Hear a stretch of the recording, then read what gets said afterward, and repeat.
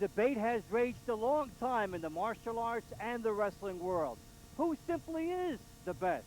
The martial arts people have their opinion. The wrestling people say, guess what? We've come through the college ranks, the high schools, the Olympics. We have the preparation and the training. There's only one way to find out. Put them all together. Hi, everybody. I'm Dave Fontempo. Welcome to the Contenders, and our show coming up straight ahead. By now, you still have time to get in on this extravaganza. I'm joined here by John Peretti, four-time international kickboxing champion, and the man who made these matches tonight. John, a little bit of what we have here.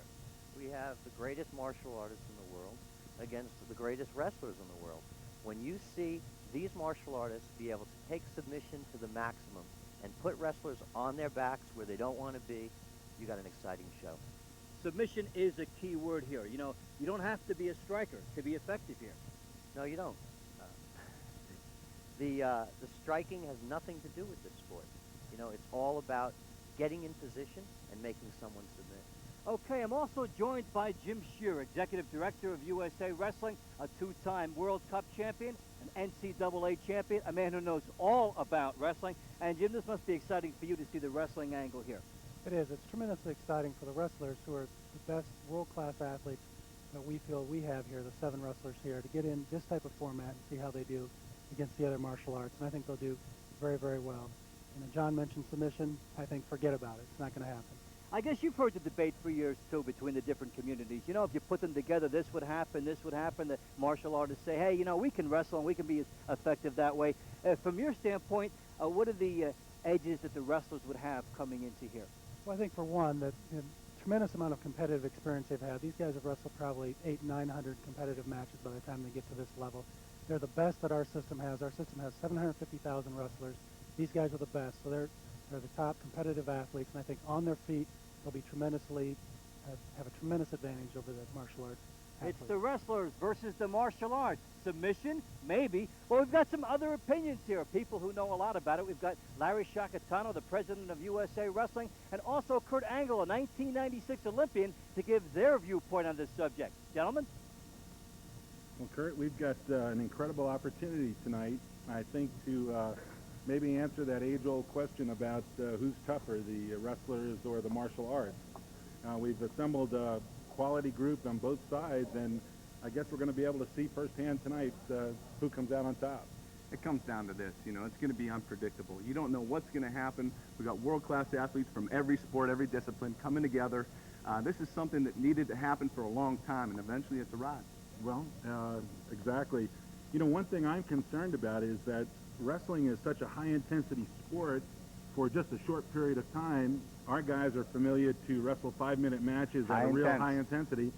They're going to have to learn to pace themselves a little bit here with 5 periods and a 15-minute match. The other disciplines, they're taught to relax, conserve their energy, and wrestlers want to utilize their energy as quickly as possible and do everything they possibly can. So you're right, it's going to be a real struggle for the wrestlers to slow their pace down, try to get things started strategically, and hopefully in the outcome later on in the match, things can prevail for them. Right.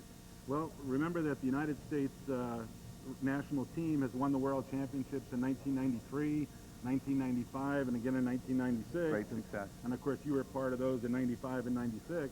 We've got the best wrestling team in the world, and we've got some of the best performers in the world here. Those very same guys are going to be out on in that ring, getting ready, going against the other world-class athletes. Like I said, unpredictability. That's what's going to happen tonight. My opinion, however, is that the wrestlers are better athletes. They're better trained. Well, you're biased. I'm biased. They've wrestled 1,000 training matches, and I'll tell you tonight, I think the wrestlers are going to dominate. You know what? I want to believe that, and I hope that happens, but you never know what's going to happen. I mean, there's some really good athletes out there. You got Jiujitsu, Sambo, Judo, and they're world-class athletes, very much the same as the wrestlers. So you don't know what's going to happen. These wrestlers have never wrestled or competed against the other guys. So like I said, unpredictability. Unpredictability, but they've trained Excitement. hard. Excitement. Yeah. I'm counting on the wrestlers being dominant tonight. I will too. Hey, Larry Shakatano, igniting those martial arts buyers, perhaps. Remember, you still have time to get in and purchase the Contenders coming straight ahead. John Peretti, you saw the comments made by Larry and Kurt, very big wrestling people. What do you think that the martial arts community and people from that side would respond? Well, I think they respond that the wrestlers are purely ignorant at this point. I mean, they've worked very, very hard. They are the greatest athletes in the world. It's undoubted. But what we see here is that they work on looking at stuff and they've never really tasted it. Okay, so confidence, as a friend once told me, is a very, very dangerous thing. What about the training of the martial arts community as opposed to the wrestling? Some people say, you know, the martial arts have the finite training because they can't knock out their people in training the way boxers can, and wrestlers can get pins all the time.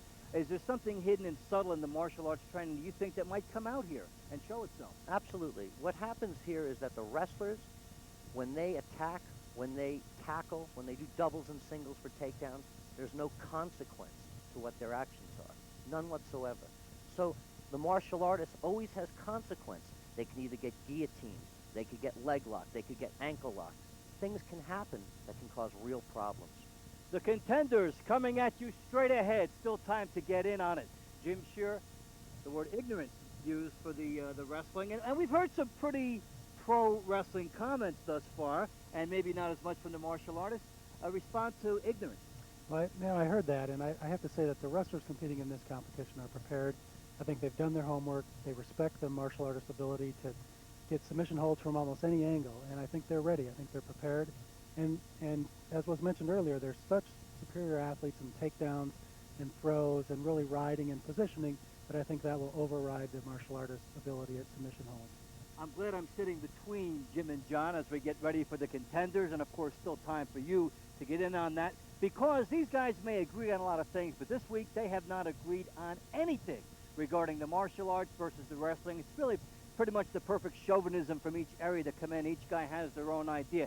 Now, in our featured attraction, we've got Kenny Monday coming over here, and he's coming in against Hume, John, and this is probably in some quarters a dream matchup. For Matt Hume, I think it's a dream matchup.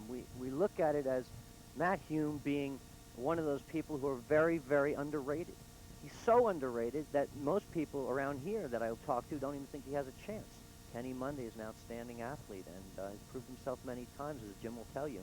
But Matt has the ability to make people submit very quickly.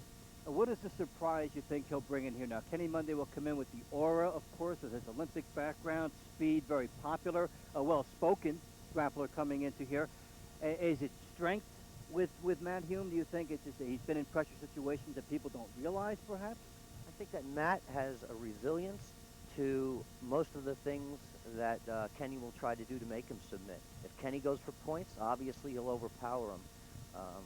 I've had Jim Shear hanging around my neck, so I know how strong these guys really are. Well, Jim, talk about Kenny Monday and the strength here. Now, he's coming in here against Hume, and of course you've wrestled with John getting ready for this competition here. You guys should be here on opposite ends of the spectrum. What is it that about Kenny Monday that brings to the table that he is so special that people would feel he can't be beat? Well, first, Kenny's a tremendous competitor. NCAA champion in college, three-time Olympian, which is an incredible feat.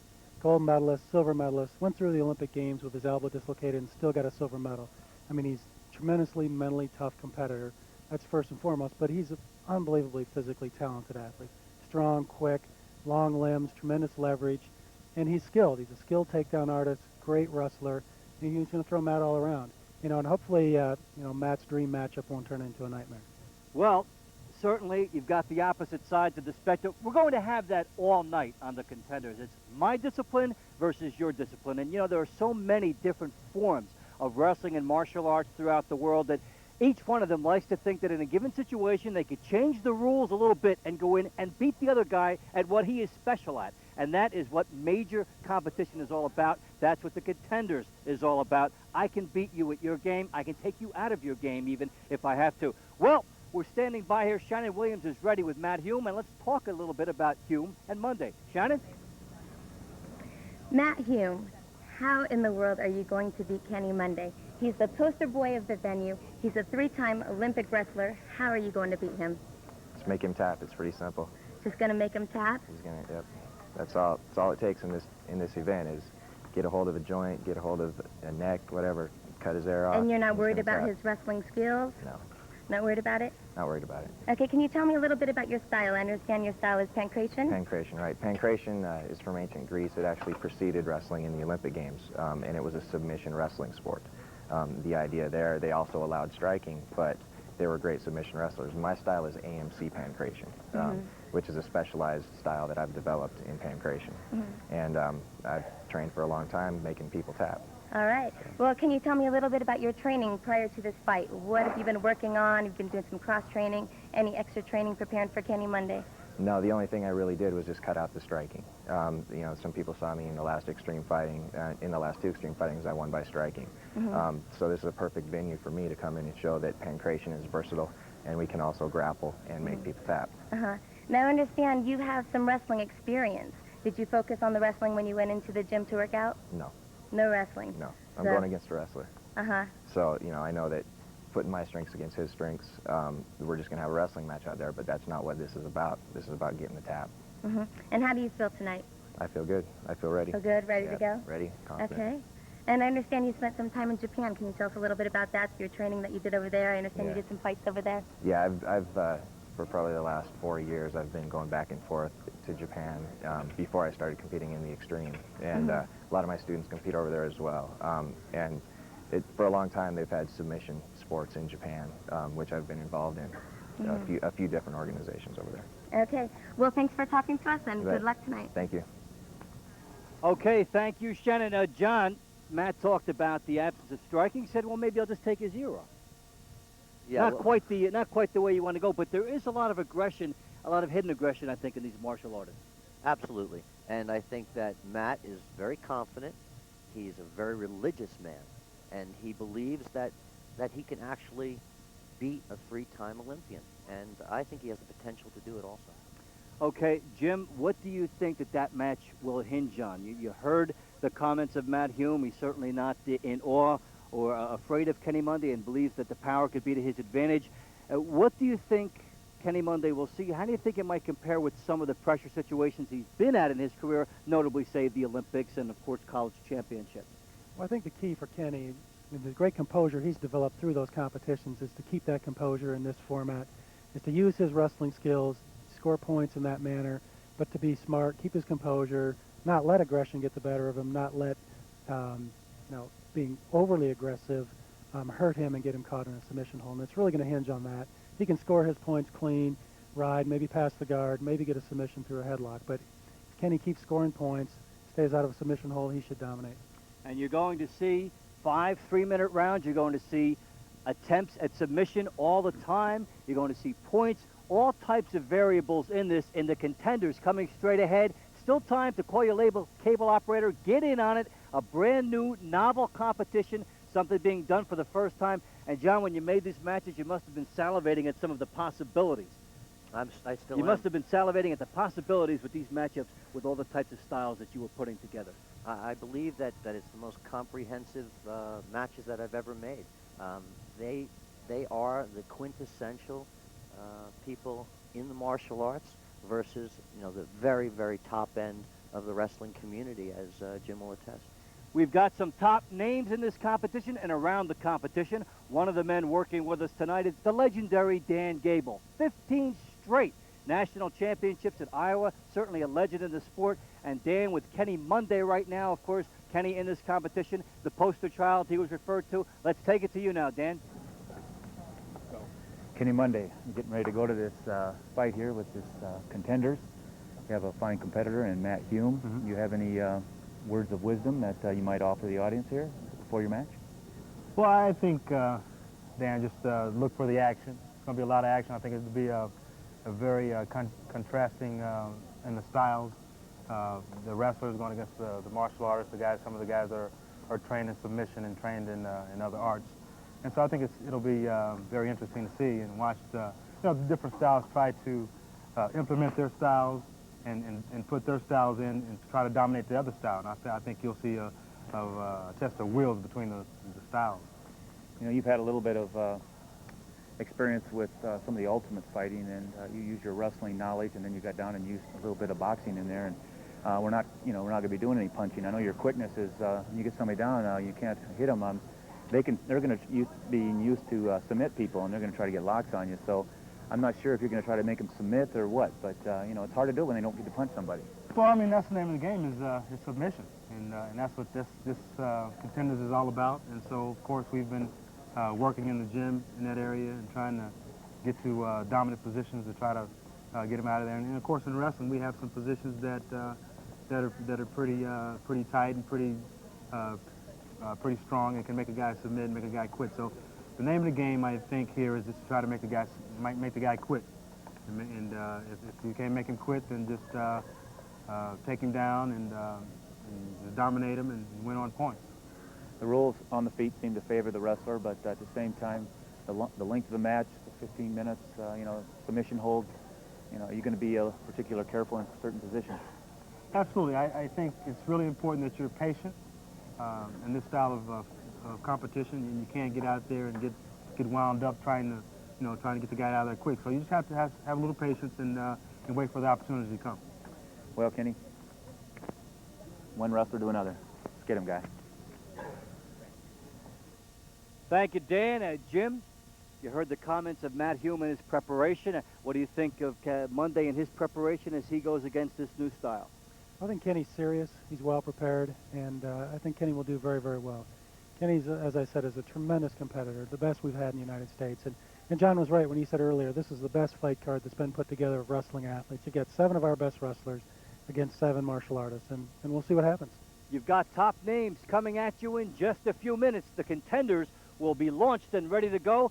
Speaking of big names in the sport, John Peretti is standing by with one right now. John? I'm proud to be here with Kevin Jackson.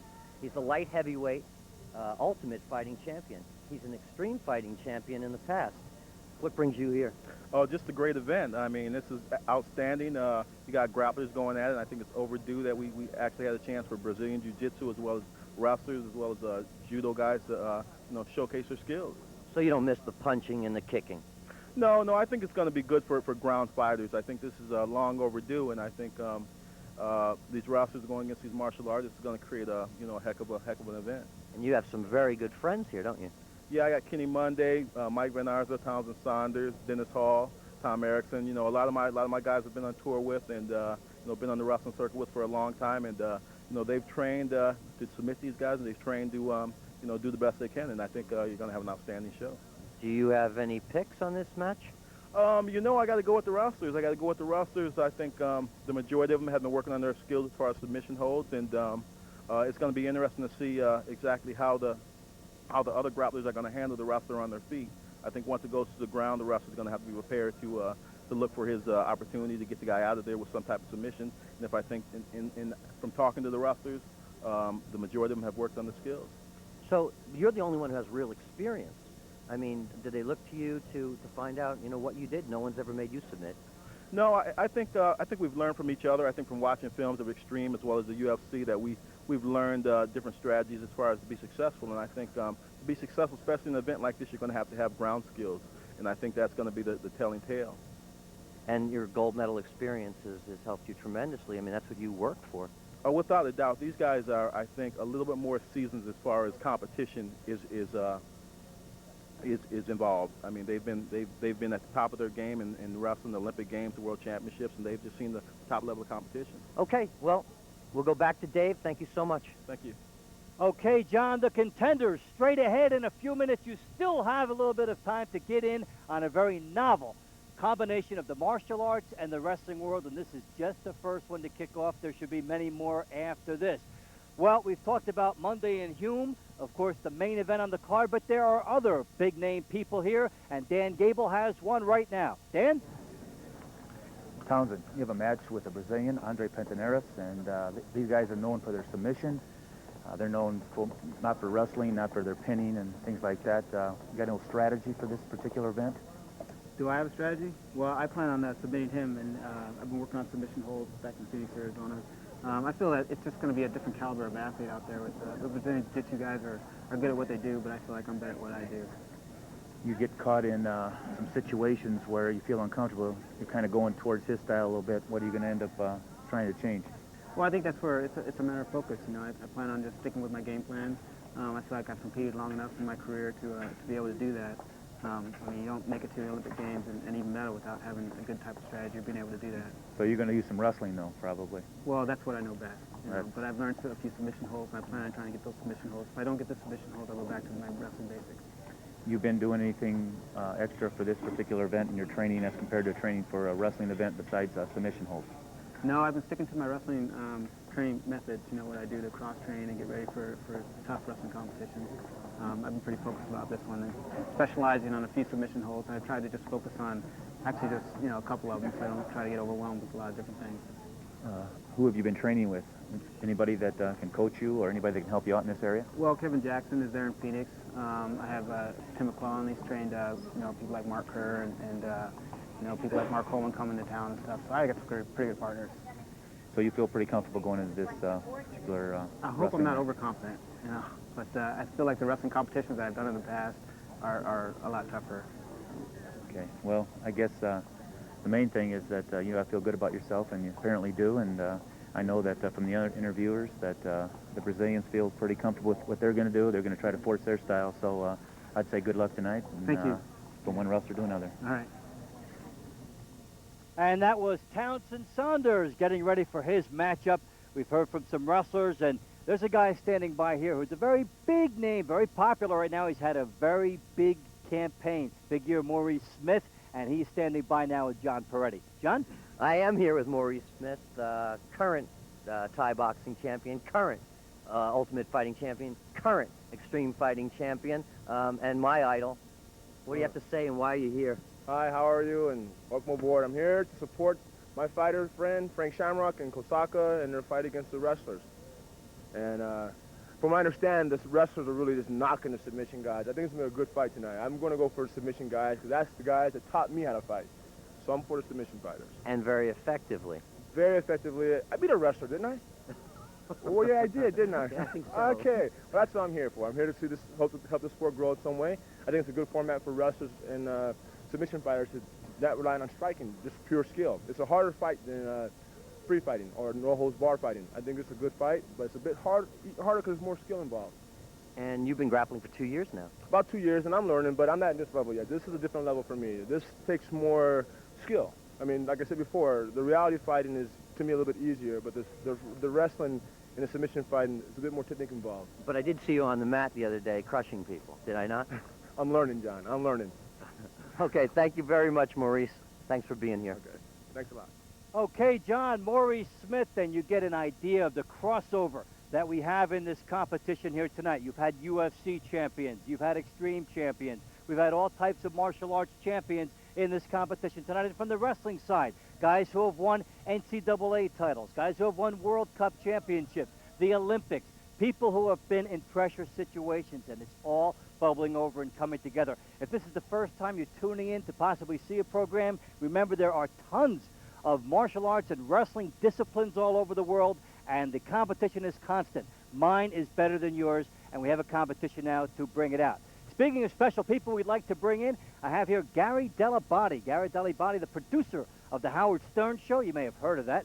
And Gary is going to be coming by in just a little bit. I'm a little ahead of Gary Delabate. We'll bring him in a little bit. He's still being produced. So we're going to go to Kurt Angle first, and then we'll be back with Gary Delabate. Kurt? And I'm Kurt Angle here with Dennis Hall, who has one of the premier matches tonight with the Contenders. Dennis, what have you been doing to prepare for your competition since you are a wrestler and you're not expecting the jiu-jitsu art that you've formerly been wrestling with the Greco-Roman? I went out to L.A. to work out with the Raw team, and I worked out with Rico Ciprielli, learned some of the basic submissions, and I feel I'm ready. And are you in the best shape of your career right now, coming off of the World Championships? I'm in real good shape, and hopefully you'll see that tonight. And what are you going to do? What is your strategy tonight? Are you going to use all your wrestling skills, or are you going to use those submission locks that you've been working on? What's your strategy? You want me to give that away? I'm going to use a little bit of both. Just I want to beat them down, get them tired right away, and, you know, just when something opens up, take it and put them away.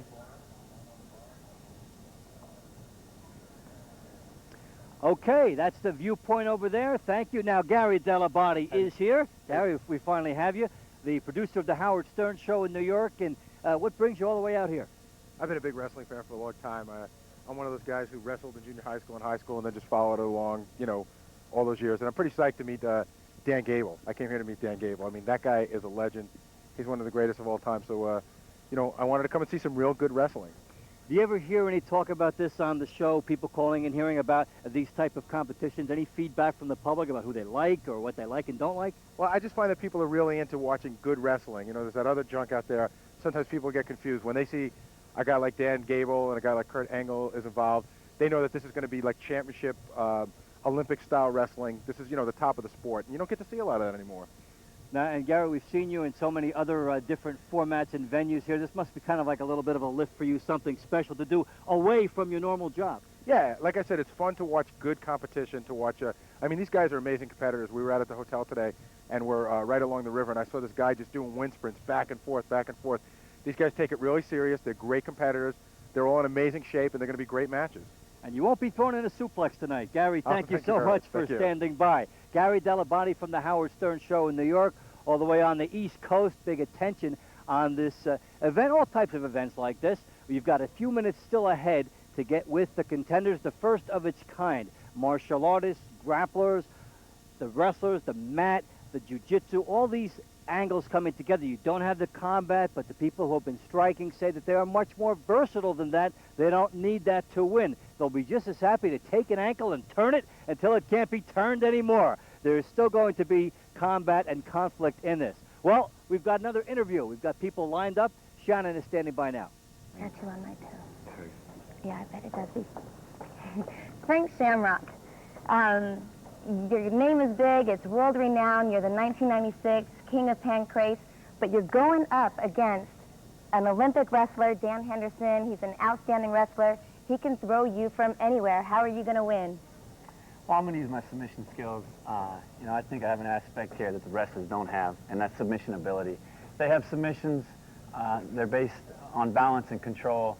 I can do a submission from any angle, and my specialty are arms and chokes.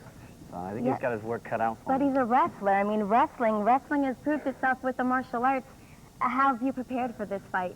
Well, I believe wrestling is a single-faceted sport. It's about control. I don't care about control. I'm going to break your leg, I'm going to break your arm wherever I can. But what if he throws you around so much you can't even see straight to get him in that submission hold? Not worried about that? No, I mean, it hurts, you know, but you'll recover. Yeah? You'll be all right. Feeling pretty good, confident for tonight? I feel good. I've trained real hard for it. I'm in real good shape. I'm ready. Can you tell me a little bit about the Lion's Den? Well, Lion's Den is a very famous fighting school. We're out of Lodi, California. We have 9 or 10 champions that train underneath us, and I've had a privilege and an honor to train with them and to be able to help train them in the UFC and Extreme and everything. Now, you're relatively new to reality fighting. 2 to 3 years you've been involved with this. What do you contribute to your success, being successful so early in your career?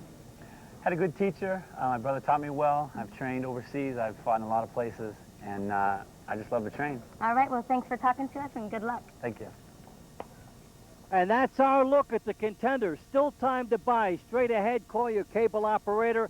Jim says the wrestlers, John says the martial artists. I'm Dave Fontempo. I'm glad everybody disagrees. I will see you out there in a few seconds.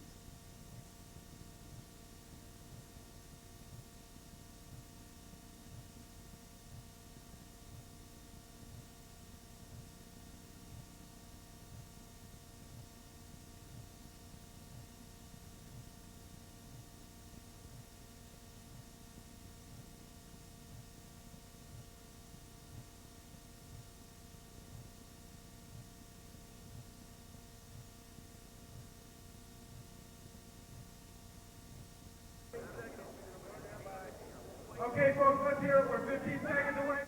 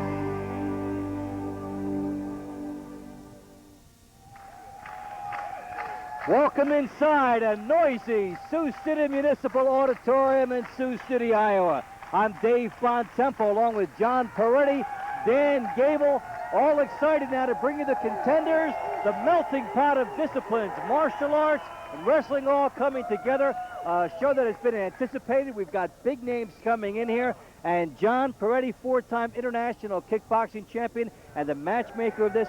What are some of the things we've got on store tonight? I think we have the best martial artists versus the best wrestlers. You know, with Dan Gable here, tell you the one side, I'll tell you the other side, and we have different opinions. Okay, we'll get to that martial arts side in a minute. Dan Gable, of course, over here, legendary in the world of wrestling, 15 consecutive national championships for his Iowa club, a man who knows wrestling through and through. And Dan, what do you think the wrestlers bring to this competition? What are some of the subtleties we'll look for from them? I think we bring a lot of scoring opportunities, excitement, understanding. It's just that, you know, we don't do a lot of submission holds. We've been under rules and regulations.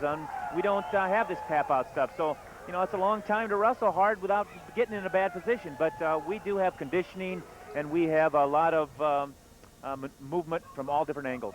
A lot of curiosity about this too, Dan, because the martial artists coming in here from their background, the wrestlers have the high school, the college, the Olympics. What about pressure situations? Who's at an advantage there?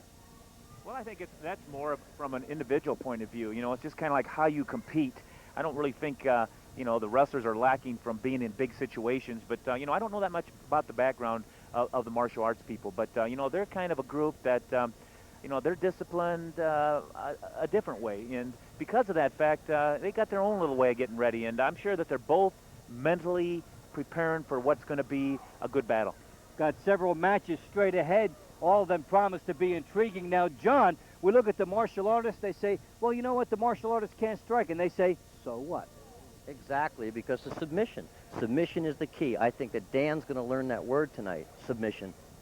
Okay, we are straight ahead. We're ready for our first match, and let's take a look at it now.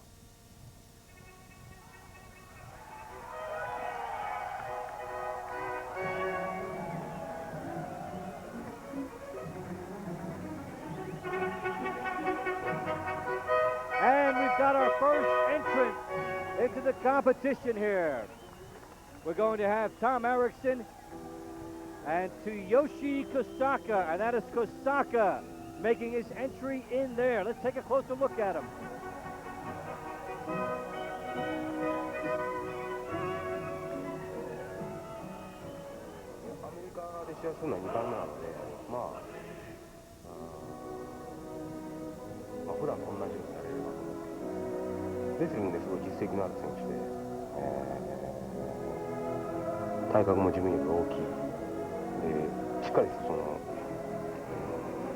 テイクダウンの技術がしっかりしている選手だと思います。いや、特にないね。ただ、普段からどっちかっていうと、レスリング志望の選手なので、だから特にそういうものは感じない。スパーリングだね、やっぱりね。スパーリングを中心にして、あとそれプラスコンディショニングとして、食生活は、まあ、特にその気をつけてるところはないけれども、なんていうの、使ったカロリーの分だけは取るようにはしている。楽しみ。釣り。What kind of fishing? どういうフィッシングですか？バスフィッシング。バスフィッシング。Do you cook them or you just catch them?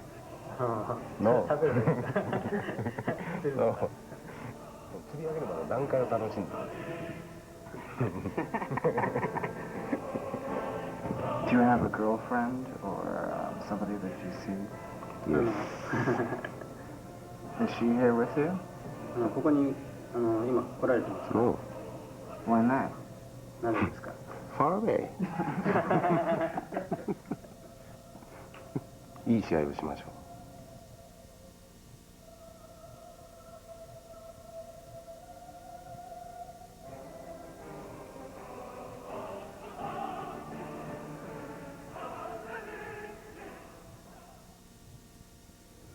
And Kosaka, 1995 Tournament of J champion. That's the man he's going up against. Tom Erikson, World Cup gold medalist and tremendous fourth 1997 U.S. national champion, fourth in the world.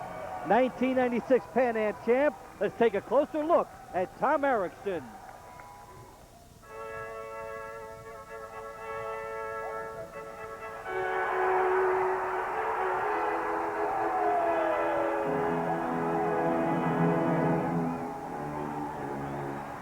You know, I'm 33 years old. I've wrestled about 20 years of my life, so well over 2/3 of my life I spent wrestling and trying to perfect wrestling skills. Finding big people to train with is hard to do. It's not very easy to find people my size to train with. I aspired to wrestle in the Olympics in the year 2000. I just moved into a new home, and I've got a huge challenge in my yard. It really doesn't have one, a bunch of ragweeds and things like that. It's going to be fun, you know, spending some time working at my home, little hobby things, building a little shop in my garage. I'm an assistant coach at Purdue. I enjoy being here is to start a tradition, to be able to say that, you know, we have world-class wrestlers coming out of Purdue University. There's freestyle and Greco-Roman.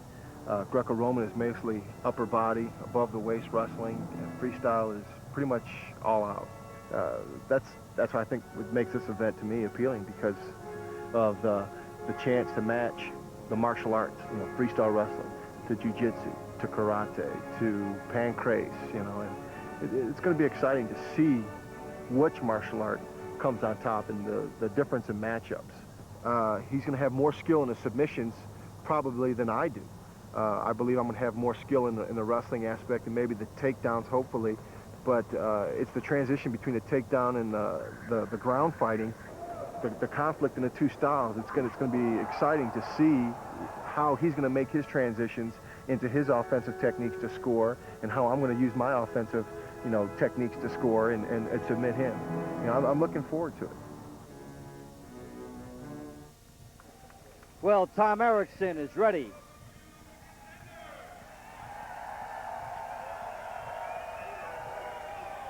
I would like to introduce our referee for this evening. From Melbourne, Australia, he is the first of only 4 black belts under grappling master Gene LaBelle, currently training under Higan Machado of the Machado brothers. Our referee for tonight, John Donahue.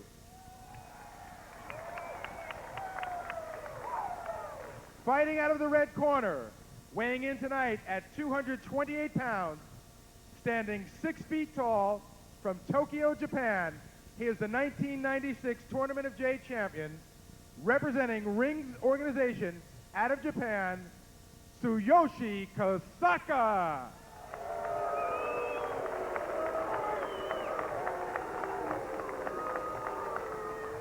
Fighting out of the blue corner, weighing in tonight at 283.5 pounds, standing 6 feet 4 inches tall, from West Lafayette, Indiana. He is the 1997 U.S. Nationals champion and the 1996 Pan American Championships champion, representing the Raw team, Tom Erikson.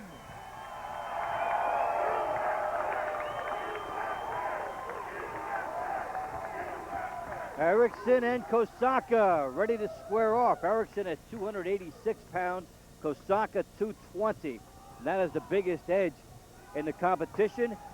Erikson a bull, and points can be scored, but submission is the ultimate form of victory. We'll get to the points as we get a chance.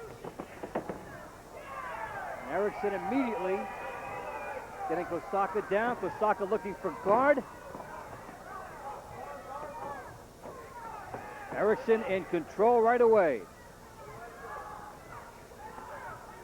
Got partial guard there by Kosaka around one leg. There's an over arm bar from the guard. Not a smart idea because it's hard to finish in that position. Here comes an arm lock. And he's squashing it. Boy, and I'll tell you, he can squash it, huh, Dan? Yes, I feel that, actually there was no takedown there. No, that was no takedown, so nobody really scored any points there, but how the scoring system goes right now. But, we've, he's definitely in, his wrestling control advantage. But, I think the other guy, he feels comfortable where he's at. So I don't think there's anything really going on right there. Yeah, I don't know if the word is comfortable. I was under him the other day, and I can't describe it that way. But you see the way he's pushing away with the overlapped legs. trying to keep Tom back. Well, that's very, very difficult to hold a 283-pounder of such skill back. Erikson with some good speed for a big man as well. We see some good agility, and he's using that leverage right now. Notice how he's leaning forward, pressing on the legs, and getting the most of his weight here, trying to bridge up. You notice the figure 4 leg lock holding him back. He's having a real tough time getting those legs off of his left leg. And Kosaka being held in here right now by his legs. Erikson talked on the interview piece about the submission. He's not as big on that, he feels. He would want to work more on it. He's in a strategic situation here. Now he could use the submission hold. Well, not yet, but very close to it. As far as the knowledge of it is concerned, he's creeping forward now, trying to take advantage and pretty much cut the body space in half that he would operate here against Kosaka.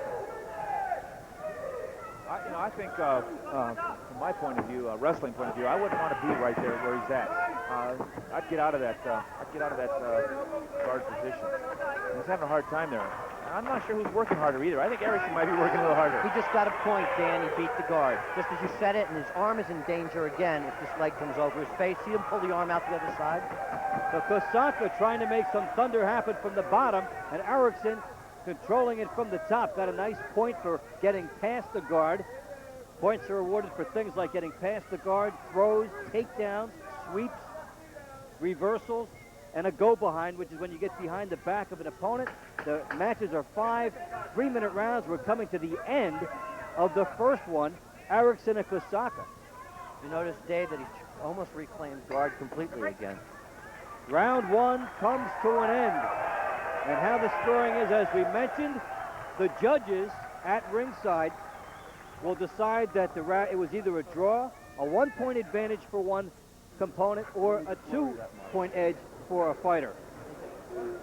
All the judges' totals are added up, and then at the end you'll have a winner. They're tallied up. This is how round 1 looked. You notice that the guard is open here, and Erikson just passes it around the corner, beating this left leg.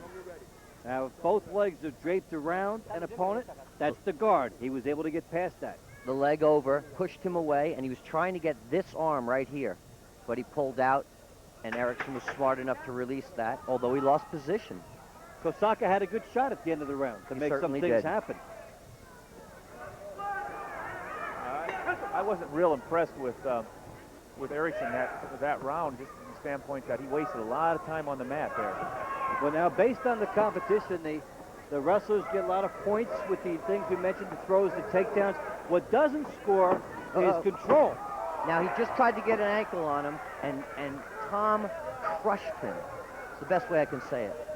Well, he actually went for a trip, but he was like hitting a stone wall there. Now, you're seeing that Erikson is operating from the top half of the body now on Kosaka. He's moved his legs up more, and he's basically able, if he can do this, to keep Kosaka's legs out of play. That's what he's trying to do here. You know, Kosaka's no dummy. He sits there, and he plays into a game, but he has to protect his neck, and that's where I'm seeing his weakness. He's going behind, and of course, Tom, was that called a whizzer again? Called the whizzer, yeah. Thank you. Yes. Now, right there in that position, could Tom actually take his hands and try to choke? No. Okay, you cannot choke from the hands. Well, it's very difficult because you can put yourself in an armbar peril. Okay. And does Erikson want to try to get his legs around the legs of Kosaka here to do his best damage? They're blocking him off. He needs to get a little closer. I really like Kosaka's open guard and the ability for him to try to go underneath to get a knee on this tree trunk. We talked about major difference in the styles, and John, the martial artists are content to be on the mat and try to operate from their feet and try offensive positions and attempt submissions from there. Right, and they like to go underneath with these big guys. And you see that Tom just does not want to let him go underneath. Now, Erikson, if you're watching wrestling, you've been a big fan of wrestling, this would be riding time probably in normal wrestling matches where he'd have control, but no points are awarded for this, so he needs techniques, he needs some control here, and Kosaka very patient despite being on the bottom. Actually, it'd be more than riding time. It's near fall situation. Riding time near fall, yeah, which is just about a pin in wrestling. Yeah, he probably is pinned, but It's only 1,000. Now he gets around. He gets over the leg now, and Erikson has a chance. Still got one leg caught, Dave, and that's been Kosaka's. You see, he tries to get an instep armbar on him. He's done that twice now. I think it's maybe the strength of Erikson or the slipperiness, as Dan mentioned before, is just too much of an adversary. Kosaka's legs, an annoyance at this point to Erikson, who has had the territorial control. However, Kosaka will not let him get around both legs and hone in just on the top half of his body. Dave Fontempo along with John Peretti and Dan Gable. Glad you're with us for the Contenders. First of its kind. Well, I tell you, so far in this match, I've just felt that the wrestlers are getting, their control and their advantage position, but, they're certainly not in a position to even come close to submission. So, it looks like long matches. I'd say that's 2 draw rounds. What do you think? Depends what you gave Erikson for the getting around the guard at the end of the I don't know if you gave him a point that first one or not. I didn't see any domination. I didn't see any takedowns in that match, in that particular round. The first one, that wasn't really a takedown, but it was maybe fleeing the guard and scoring to the side. John, at what point, as you take a look at Erikson, does Kosaka try to be aggressive and maybe get off of the ground here and try something else, or is he just going to try and win it from his back? I think he's going to go underneath. He's made 2 attempts so far to go underneath, and I think that he has the ability to really move and go underneath. But again, I've never seen anyone as fast as Tom Erikson. That big. Tom Erikson, 1997 U.S. Nationals Championship, 4th in the world, 1996 Pan Am champion, 1992 World Cup champion, tremendous big man. Many people say he could have played football. The agility, the sweeps. I got the signal from the judges over there that it was 2 draws. As you guys suspect. Under. See him trying to go under? I wouldn't drop down on him. So now here we go with Erikson trying to assume control on top. He's had that territorial advantage, but Kosaka has been cagey from the bottom. Dangerous. Very dangerous. So the guard attempt there by Kosaka around the neck of Erikson. Just smashed him. Erikson needs a weapon right here in this position, and it's not there yet. Hey, Dan, what does Erikson's gas look like? I mean, how's he handling this? Well, I don't think he's over like losing a lot of gas in this position. I think he's wasting a little time there, and as far as, like you said, he's not getting takedowns. I think his gas is holding up. There's not that much. He's fighting mostly just to keep out of position. He's probably working harder than the Japanese, so Kosaka. So, I'd say that he's probably spending more energy. These are long matches for the wrestlers. Kenny Monday, for example, has never been more than 9 minutes in a match, and he has to go 15 minutes here and pace himself.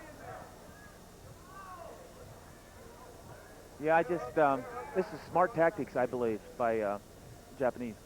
And I think we'll see some wrestlers at times, Dan, buying a little bit of time when they can.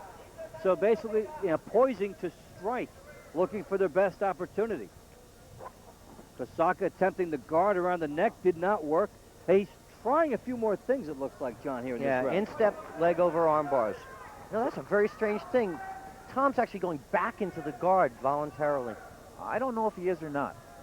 Okay. I just don't know. You guys can't agree at all, can you? No, It's been like this all week. I really think that Kosaka is really doing a good job of keeping him from getting the outside, and he's causing him to get back over there. That's 3 attempts at arm bars that have missed. Kosaka has outlined his strategy here against the bigger man. Not intimidated at all. Trying to buy some space by pushing off with the arm to set up something with his legs. Yeah, I just don't understand Tom right now trying to stay in there like there. I just don't understand his strategy. You think he should stand up? I think he should get back up but I think Kosaka's doing a good job of throwing himself in the bottom. He's using defensive tactics, but it's really kind of working. John, a point you made, I can see. I think Erikson needs to be higher up in the body instead of slipping back voluntarily into the guard position, which he did. He's being held off by arms. You'd think Kosaka was exhausted by those arms now. I mean, doing push-ups with a 280-pound torso on top of him. Well, he's done push-ups for 3 rounds. The third one comes to a close. And he's hooked the arm, and he's not going to get anything on it now. Oh, Kosaka's exhausted. It's not only 3 rounds, it's 3 exhaustive rounds. And again, we'll remind you that the judges will score the either even rounds, 1 point to a winner, or 2 points if the win is by domination. They add up their points after the 5 rounds, and then for each judge, the victory is determined, and that, the 3 judges combined, equal the winner. And you add up their scores. We'll go to replay from the 3rd round. Erikson on top, and Kosaka very happy to be on the bottom, and this was the early part of it. Notice here that the foot is always in, the foot is always out, meaning that he tries for the armbar, he'll throw it across. When he can't get it because Tom flushes him and just crushes him against the fence, he goes back to a real defensive position. I don't see a clear-cut takedown by Erikson in any of the matches yet, except for maybe when he passed the guard. But, you know, that wasn't really a takedown. It was just coming off kind of a position. So that round really was one that I'm not sure what happened there. Me neither. Pretty much. I wonder what the judges did. And if Erikson did not get the win after passing guard in round 1, the judges are very picky in what they want. It will have to be very obvious for points here as we start the 4th. Kosaka is really using his guard position. Yes, he is. He just knows that he can't go. He's forcing the takedown to go neutral.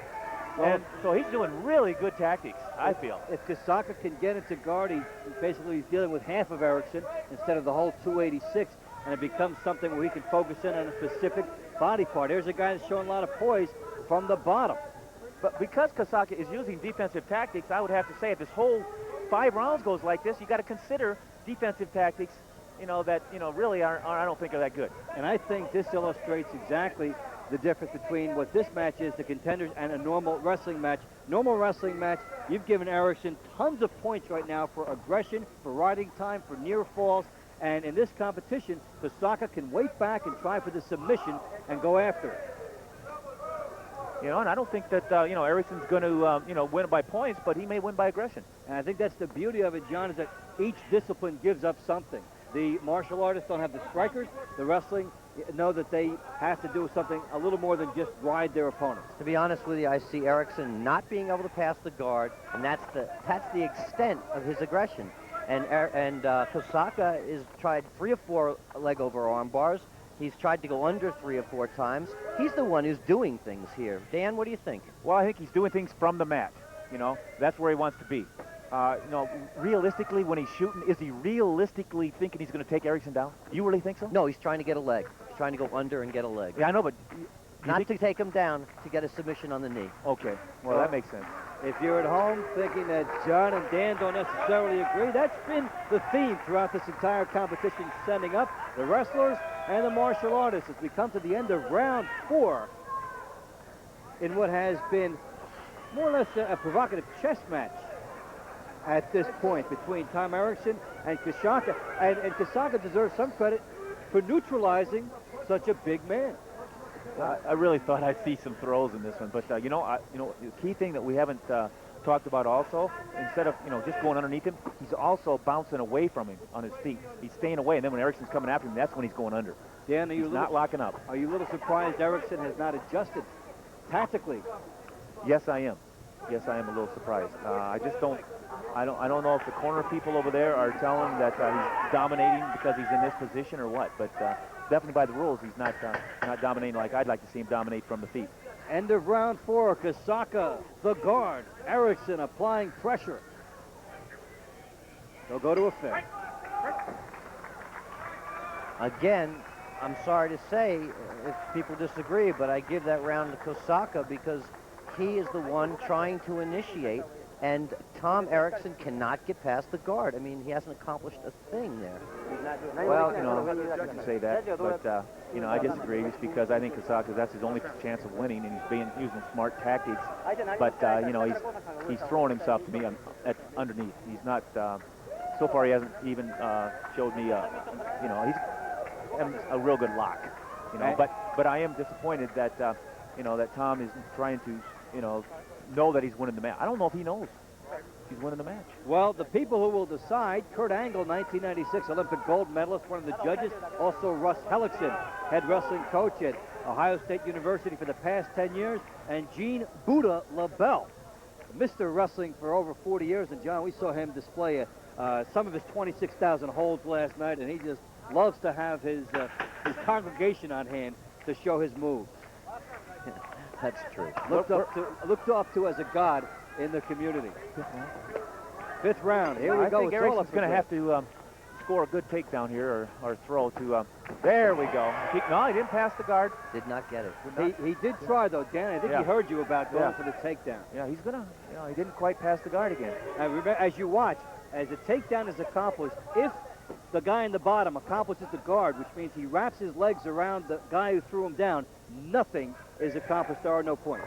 Ankle, ankle, ankle. Kosaka in a good spot here. Beautiful. He goes for an ankle lock. He's got it. He's got it. He's got an ankle and a knee. Instep crank, and all he has to do is lean back. Now, if Tom can get through it, he's okay. He's arching really hard on it. That's a tremendous instep crank. Kosaka with 2 minutes and 20 seconds to go. In a big offensive position from the bottom. Erikson leaning to the side. Kosaka able to turn and crank. Uh-oh, pain. A lot of pain here. The big man moves. Erikson fights through it. Almost kicked him. Erikson showing his mettle right now. I can't believe his knee's that flexible. Well, and the instep too.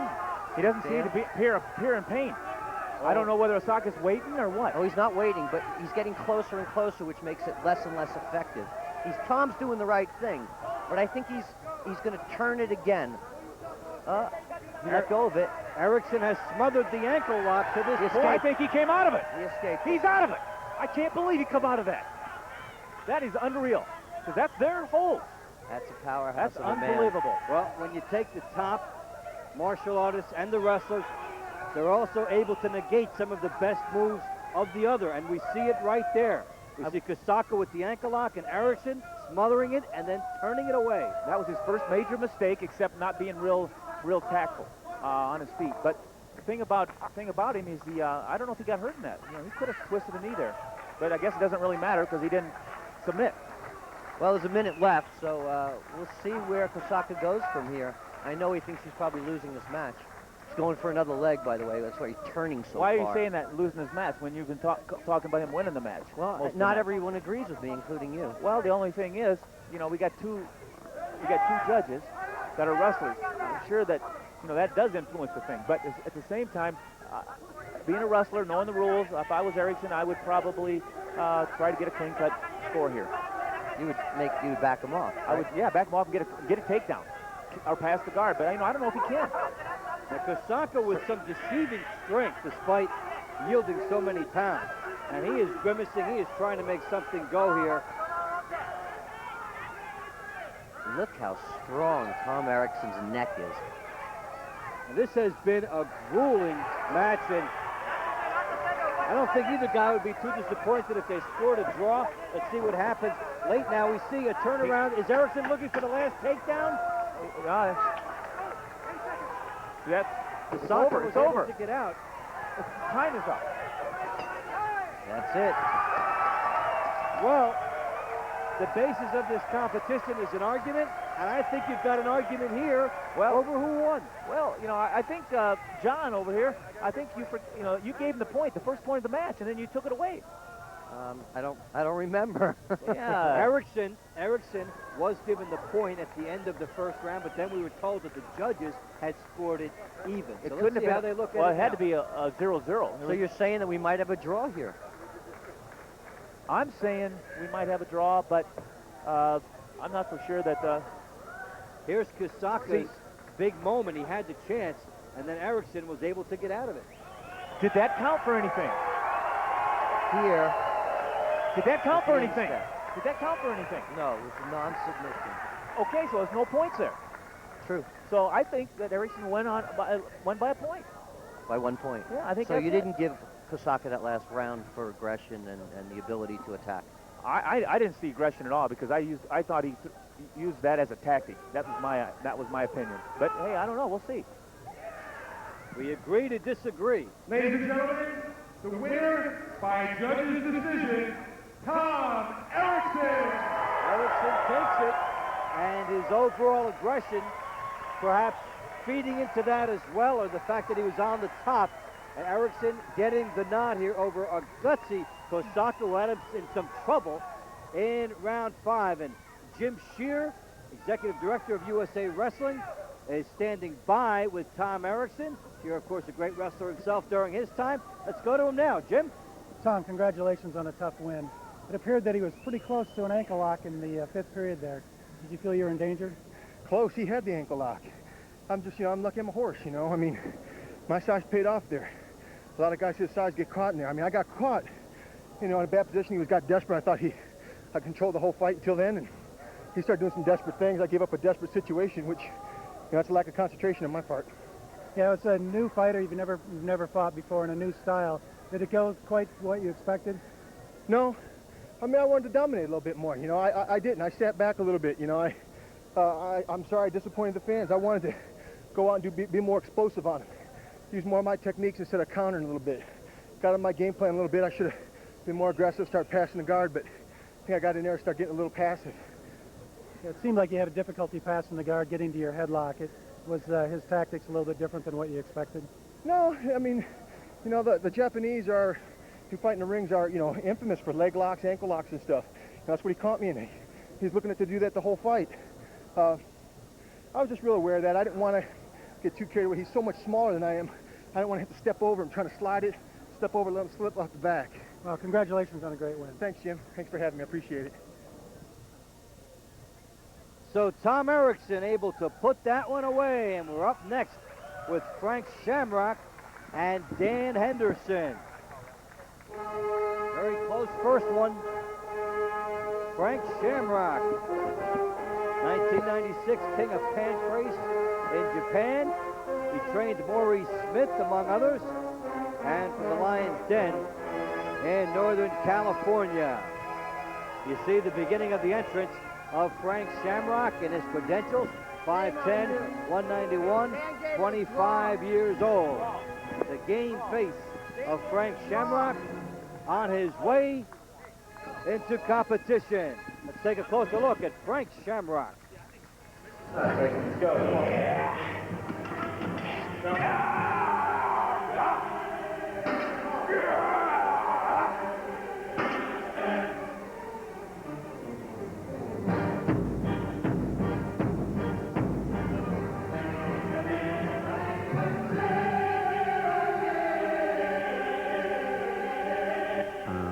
My game is submissions. I do joint locks, chokes, all that other stuff. I've been doing it for about 3 years, fighting mostly overseas because we're popular over there. Just now catching on in popularity here. I train every day, 4 or 5 hours. I'm going to work more with some wrestlers, work more on my submission techniques as opposed to the free fighting, no holds barred. I'm going to work more on surviving the throws and whatnot that the Greco-Roman does. But other than that, it's training as usual.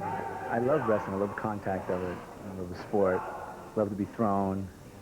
I think submission wrestling is totally different than wrestling. I think these wrestlers got a big awakening coming. I like it. I mean, it's geared more towards the wrestler. All the rules are for the wrestler. So it's a matter of wrestlers wrestling and submission people trying to put them under. Well, I definitely want to be a positive role model. I want kids to see what I do as something that maybe they want to do, or something that will make them proud, make them more confident. I have an 8-year-old son from a previous marriage. I have a girlfriend right now, and I don't give them much time, unfortunately, because all I do is train, all I do is fight. It's a game to me. It's just a really hard game. You play by the rules of the game. If you're not going to play by the rules, don't play. Ken got me started, Ken trained me, and then when I got to a point where I could take care of myself and I could take care of my training, he pretty much let me go out on my own and discover how it was. I walk my dogs, I lift rocks, climb trees, train. I don't do anything besides fighting.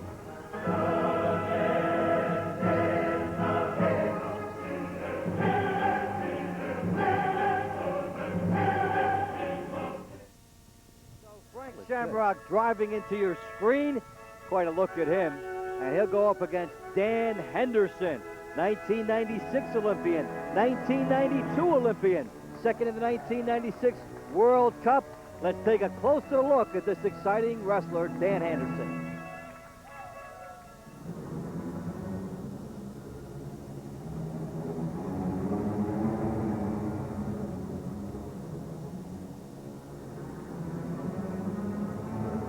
I've been wrestling since I was 5 years old.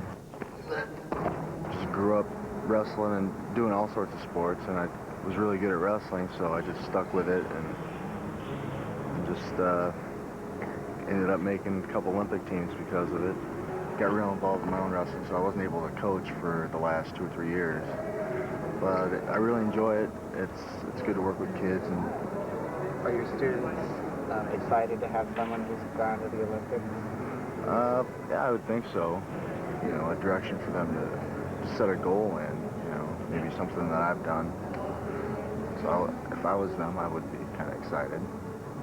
I get to see a lot of the world, but a lot of times on some of our trips, I don't see anything but the inside of our hotel room and the gyms. I can't stand that phony wrestling. You know, I don't know, it's kind of degrading for me to see that, you know, just the fake wrestling, and they're actually getting paid a lot more than we're getting paid, and we're doing the real thing and not really getting too much recognition for it. They do what they do. They're in the entertainment business. You know, I think they should call it something different, you know, entertainment wrestling or fake wrestling or something. You know, but a lot of people always come up to me and, you know, ask me if I know Hulk Hogan or some other professional wrestlers, and, you know, I just kind of laugh. Do you know who you're fighting? Yeah, Frank Shamrock. I've heard, you know, some pretty good things about him, and hopefully, you know, it'll at least be a good show, a good fight. Dan Henderson looks for some recognition tonight. He's 5'10", 187, 27 years old. Frank Shamrock, 5'10", 191, and 25 years old. He is the 1996 King of Pancrase, representing the Lions Den Academy in Northern California, Frank Shamrock.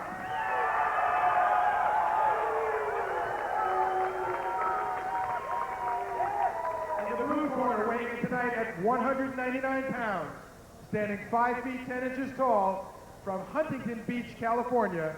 He was a member of the 1992 and 1996 Olympic teams and is the 1997 U.S. National Champion. Representing the Raw team, Dan Henderson.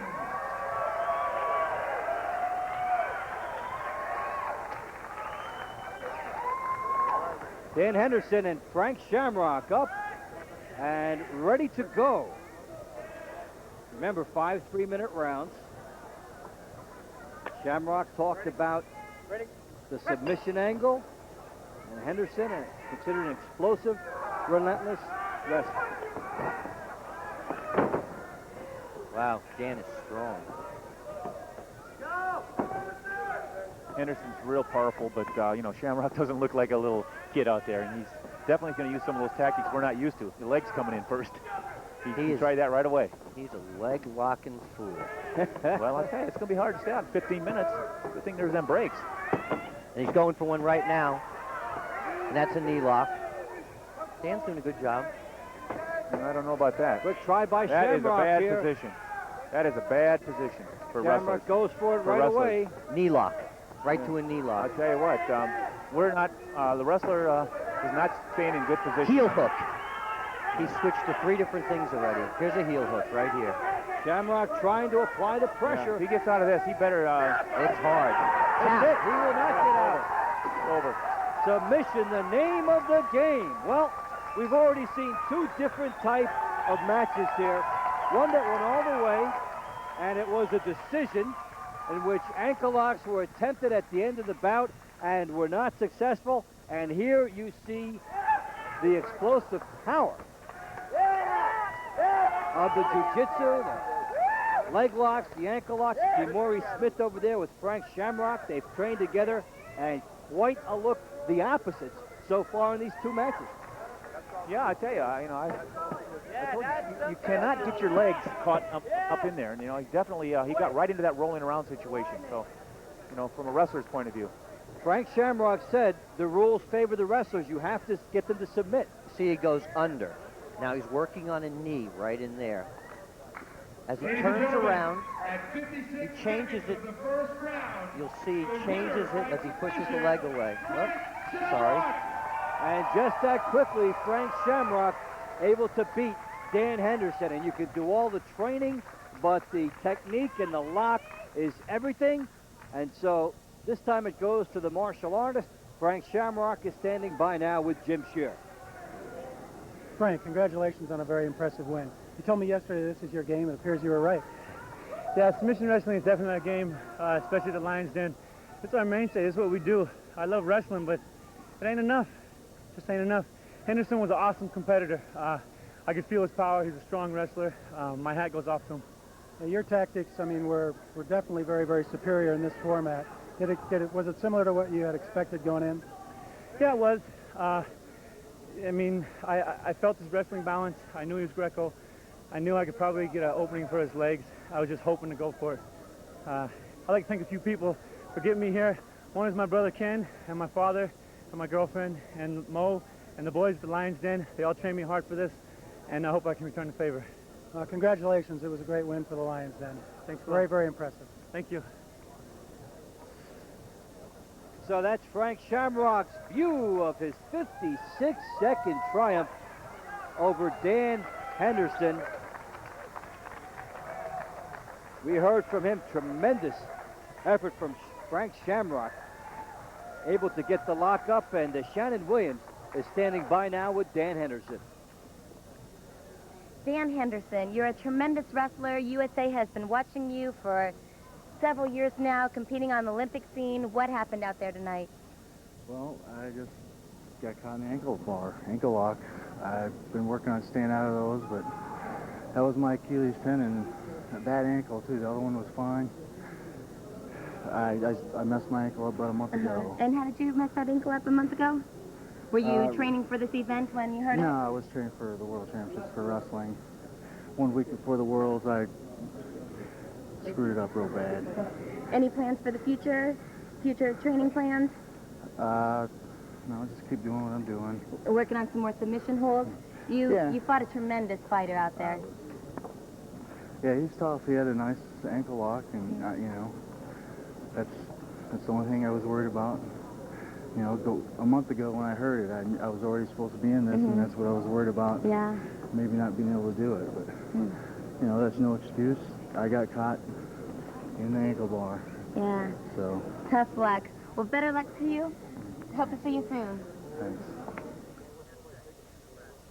So the victory by Frank Shamrock over Dan Henderson in just 56 seconds after we had seen the first bout go all the way, decided a very close decision. So in just 2 matches here, you have seen the difference and basically how these components come together.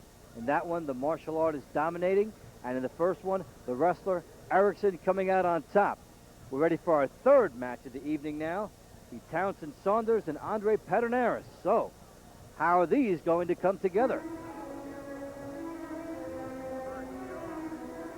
This is Andre Pederneiras. He'll be making his entrance out there now. 5'7", 159, 30 years of age. Let's take a closer look at Andre Pederneiras. Look good, huh? Eu vou lutar com o lutador de wrestling Townsend Saunders. Ele é vice-campeão olímpico de 96. Não, é uma luta normal como outra qualquer. E é um evento diferente porque tem regras diferentes. Mas para mim é uma luta como outra qualquer. Aprendi jiu-jitsu no Rio, na academia Saunders.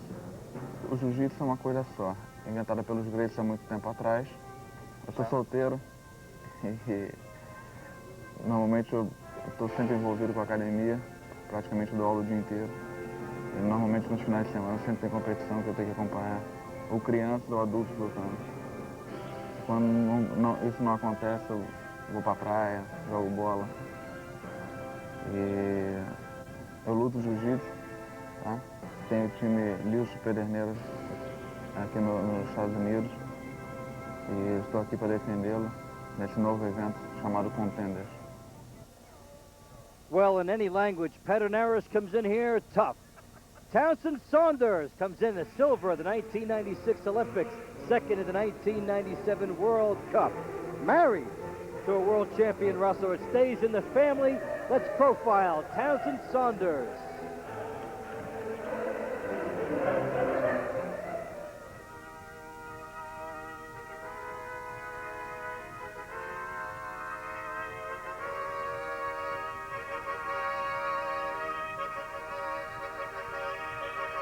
I think on average I try to put in at least 20 hours, 20 to 30 hours a week into the sport, and that includes you know, just mental training, a lot of the cross training, and a lot of the mat time, you know, the weightlifting and the running and all that stuff combined.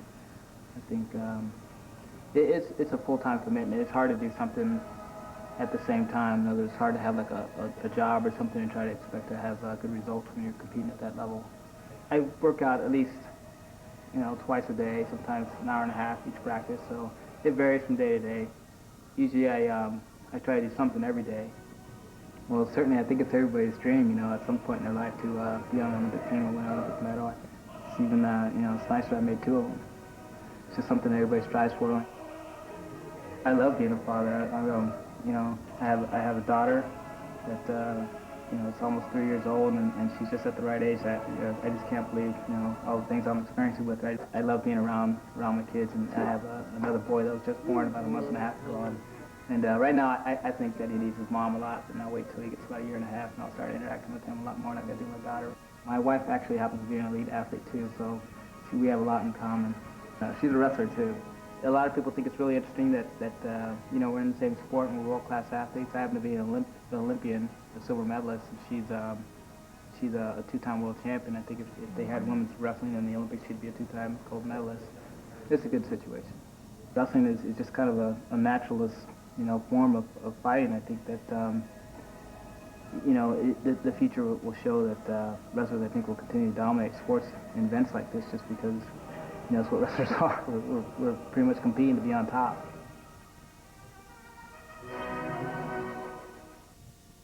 Townsend Saunders, Andre Pederneiras. Here's how they shape up. A little bit of a weight advantage. Pederneiras very close. They're 30 years of age. Let's get the official introductions now for this matchup. Standing by right here is Gary Delabate. Ladies and gentlemen, in the red corner, weighing in tonight at 159 pounds, standing 5 feet 7 inches tall, from Rio de Janeiro, Brazil, he is the 1997 Brazilian Tournament Teams champion, representing the Luis Pederneiras Brazilian Jiu-Jitsu Academy, Andre Pederneiras.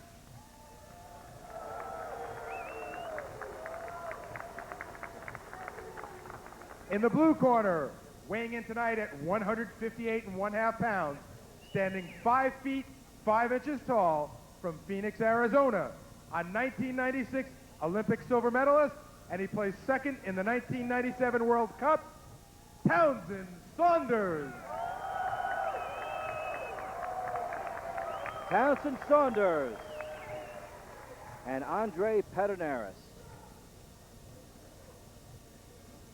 With their final instructions, a little sportsmanship, and off we go. Again, 5 3-minute rounds or less, as we saw in our last bout. Now, Kenny Mundy told me that this guy is a 10 out of 10 tackler. He is the top shelf of tacklers. Is that true, Dave? Dan? Well, he might be 10 out of 10. It's just the idea that I don't know if he opens up as much as he should.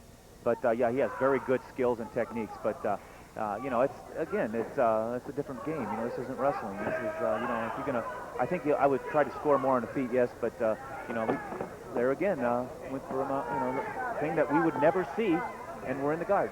You wonder what aggression you'll see after you've seen a 56-second stoppage. The guy might be a little bit more cautious. But here is Saunders and Pederneiras locked up.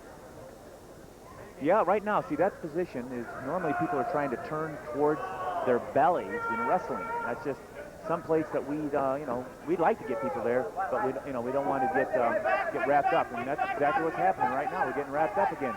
Knee bar. Yep. Knee bar. Knee bar. Knee bar. Pedernera's going after that. Townsend Saunders trying to get it. Townsend Saunders came out great. Now, he better learn his lesson there, I'll tell you that. Townsend Saunders was the initiator. He was going for an ankle lock, Dan. Well, he doesn't know what he's doing there. Why would he know what he's doing there? They've been ankle lock? practicing this. Yeah, for how long? I don't know, Dan. Saunders gets a reprieve from Pedernera's. Pedernera's puts him back in guard. Saunders now will try to apply pressure here, and you saw right away that Pedernera's went right for the finishing hold immediately, almost got it. Yeah, and so did Townsend Saunders, so he has been educated, and the best thing to learn to do against these Brazilians is ankle locks.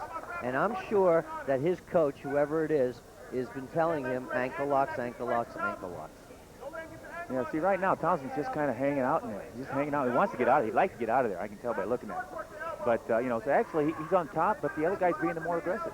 Well, you've got Pedernera's in the guard, controlling things pretty well with his legs back there. Has locked up Saunders as far as his ability to come forward, and Pedernera's anticipating Saunders trying to move forward, holds him off with the arm, doesn't want him to get underneath.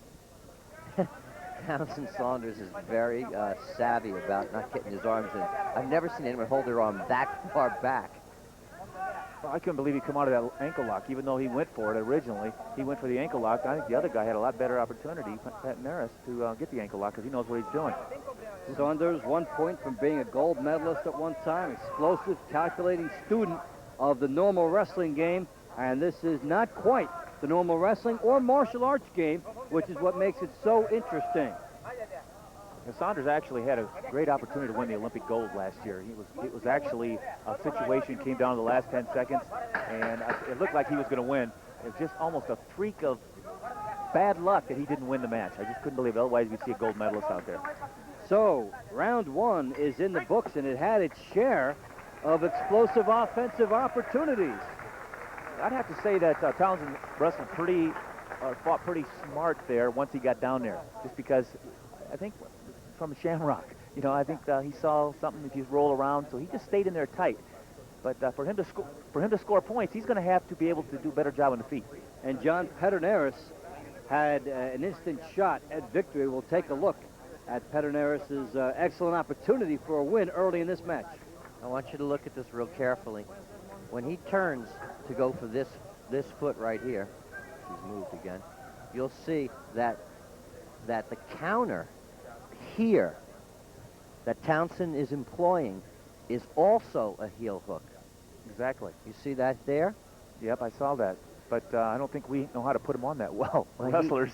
He certainly did put it on very well, but it's not the first heel hook that Andre Pedernera's has had put on him. No, I think what happened was it kind of saved Saunders, because when he went for that, I felt like Pedernera's pulled out of the situation.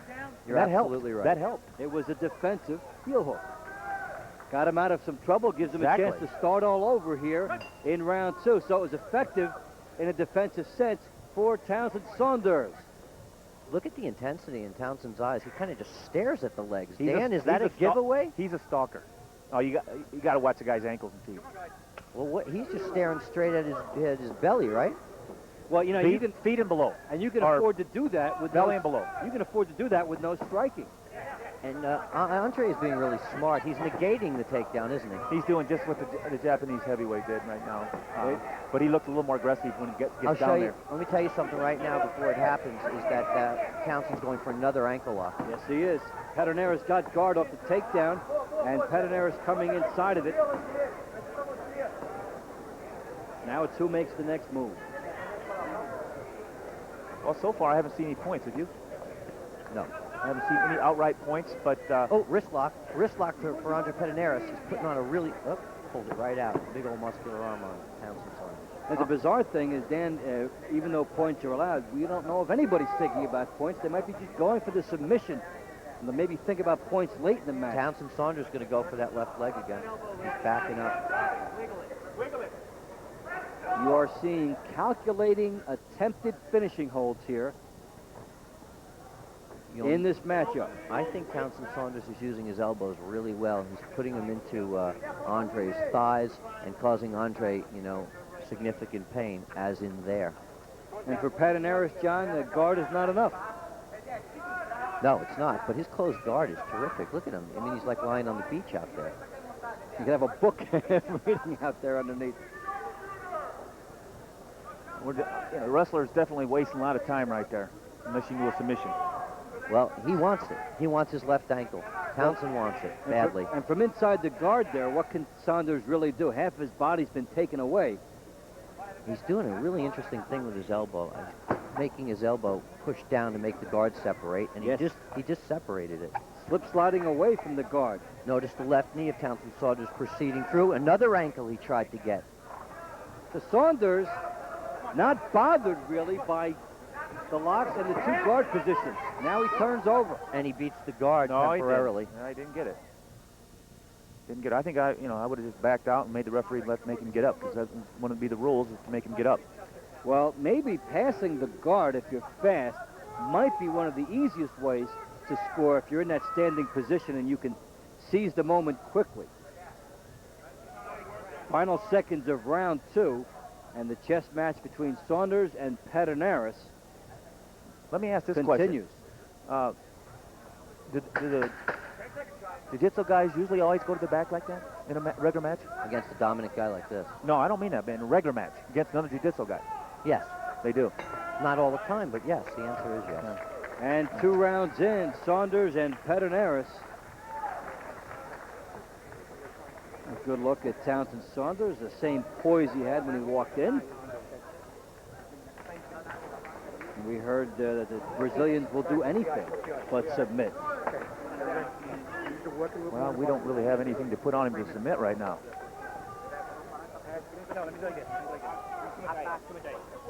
Not from that position, anyway, the guard position. Here's a look at Pancrase with the guard being broken here by Pancrase.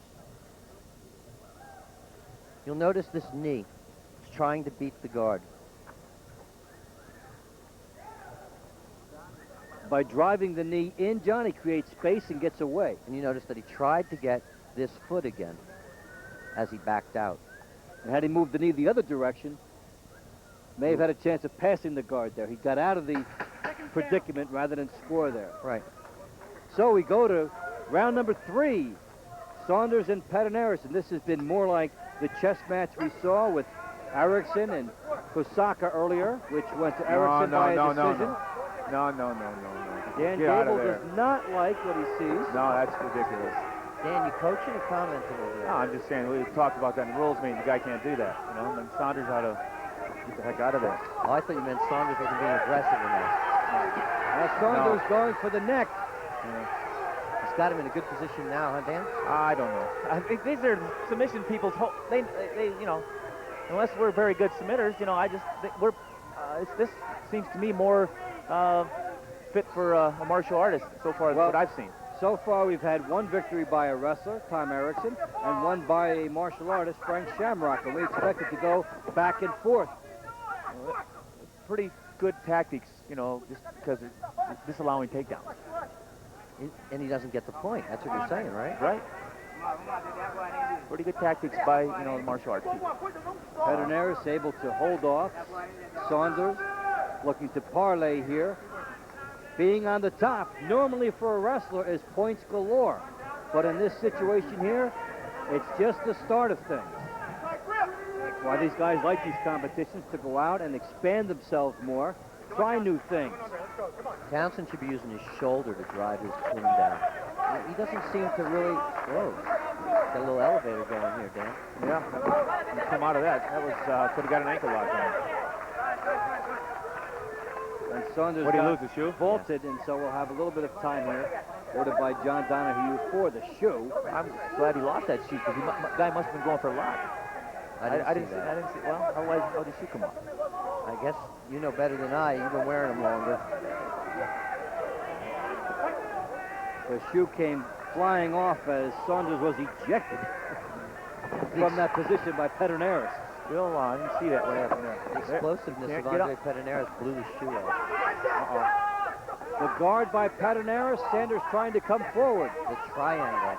Triangle is almost a certain finishing hold in this competition. If applied properly, it is a main form of Now, submission. the triangle and the arm bar can be used simultaneously here, so Townsend is in a dangerous place. Pull on the arm bar, keep the triangle in place. Triangle, you look at the legs around the head, it is the most common form of a deadly submission hold. Now it's been broken, though. Oh, it's good. Very, very, very strong man, this Townsend Saunders. Very flexible as well. We don't see too many triangles broken.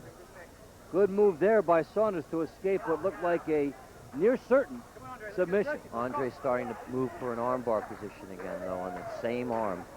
One of the advantages of the wrestlers here is those partial holds there aren't worth anything unless you get to submission. So, that's what happened in Erikson's victory. Because the guy had his knee locked and didn't get anything for it. Pedernera showing the bottom is a great place to be with the guard. We come to the end of the round. Saunders trying to work on the arm. Pedernera's defending. Tough round to score. I don't envy the judges on this one. Yeah, you could make arguments in future competitions about near submissions and near falls. Right now, it doesn't count, so if you don't go all the way, you don't get anything for it, but a good attempt by Pedernera to get that triangle. Doom is looming, but doesn't happen. See, this left leg has to get tighter. It has to get deeper in this crevice here. And he finally starts hooking it up. But Townsend, very, very, very strong, and as Dan said, obviously flexible. He broke the triangle and escaped the defeat. You said the triangle is one that pretty much puts the ending to a lot of people. It's a choke, and you have the ability to armbar afterwards. It's a prime martial arts finishing hold, and Saunders was in it, but got out of it. As we now go into the fourth of 5 scheduled rounds. So Saunders showing a lot to get away from the best weapon of the jiu-jitsu artist, and Pedernera is diving a little prematurely, perhaps, and Saunders goes for him. Boy, I tell you, he's got a great guard, Andre, doesn't he? Yeah, no matter how quick we try to get to the side with Saunders, he is getting stopped by this guard position, which prevents a scoring situation. Pedernera's looked vulnerable. It looked like he jumped a little too quick, and then Saunders tried to take advantage, which was smart, and Pedernera is able to put the guard on him. Andre Pedernera has a very, very unique high guard. Yes. And and he's pressing down with his hands too, John. Pretty terrific. What effect is his hand pressure having here? Well, it's that elbow in Andre's gut. See the way he keeps pushing it out of there? And Townsend holds it really deep in, so he can't get the armbar on it, and it's really driving him crazy. Well, he's being somewhat smart, I guess, from the wrestler's point of view. But, again, not a lot of action here, you wouldn't think, but actually Pedernera's just waiting for an opening. Now, take a look at the face of Pedernera here. The guy's in the bottom. Does he look concerned? He looks like he's looking for his next move. Something you don't normally see. He doesn't look as fresh as he did at the beginning of the match, though. Saunders trying to shove him here and obtain position by driving him into the cage and getting up on top himself. That's what he wants to do, is to use the end of the arena here to prop his body weight up more.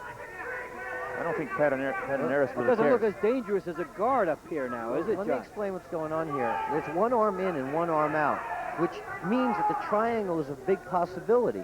But that elbow that's underneath there of Townsend Saunders is stopping Andre from shifting along with the enclosure. Does Saunders have an offensive move here on top? I don't see one, no. I don't see one. I see mostly only trying to rid the hold and get out of there, but obviously Brazilian Jiu-Jitsu player would like this position. And so when you have to be on the top and think defensively, that is difficult for a wrestler. I wonder if John Donahue thinks that there's enough action here on Townsend's part. It all depends. If you can convince the referee you're working toward something, that's the whole key. I think he wants to get out of there. You'll notice that the triangle is getting deeper. He slipped out of there, didn't he? Yes, he did. No, he actually abandoned it, but he's trying to get it again. See him pulling his leg with his own hand to try to move it over? Trying to shove it over. Then he'd bring the other leg up on top. And the sound you hear is the end of round 4. And Saunders escapes triangles and near triangles. And shrugs his shoulders like, what am I going to do? Saunders is getting frustrated. He looks at his corner like, you did the triangle and show me what to do. Well, it is. You know, you feel this. Hey, I tell you, I think he should change a little tactics to make sure he gets the win. Well, both guys, the argument could be for both guys, go for broke in round 5. I think you're going to see that. I think you're going to see that unless they're both happy with a draw. And you see here, there's the guard, near triangle applied here by Pancrase, looking in the bottom. Do I have everything right? Saunders trying to drive him into the cage to try to prop up his own body weight. And he gets up there.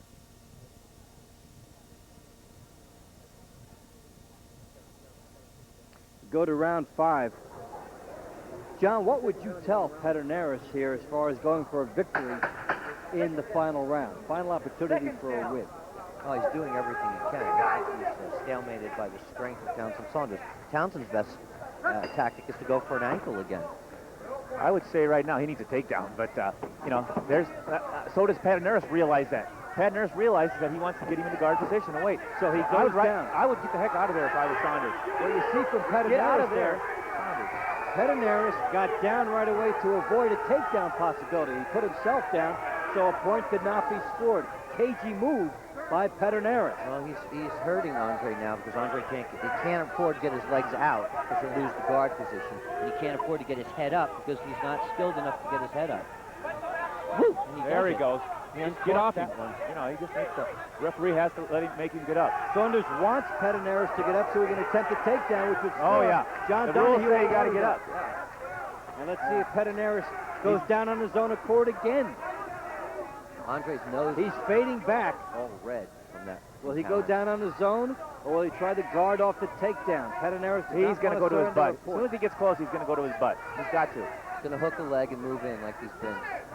Now, why doesn't this great tackler do it? Dan.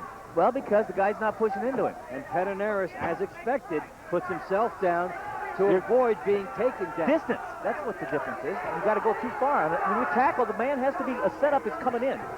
You're watching the pressure of the 5th round, where Pancrase does not want to give up a point. Pancrase, I think, is happy for a draw. If it's a draw. Now he gets Saunders in the guard. Triangle attempt. Triangle could finish it if applied properly.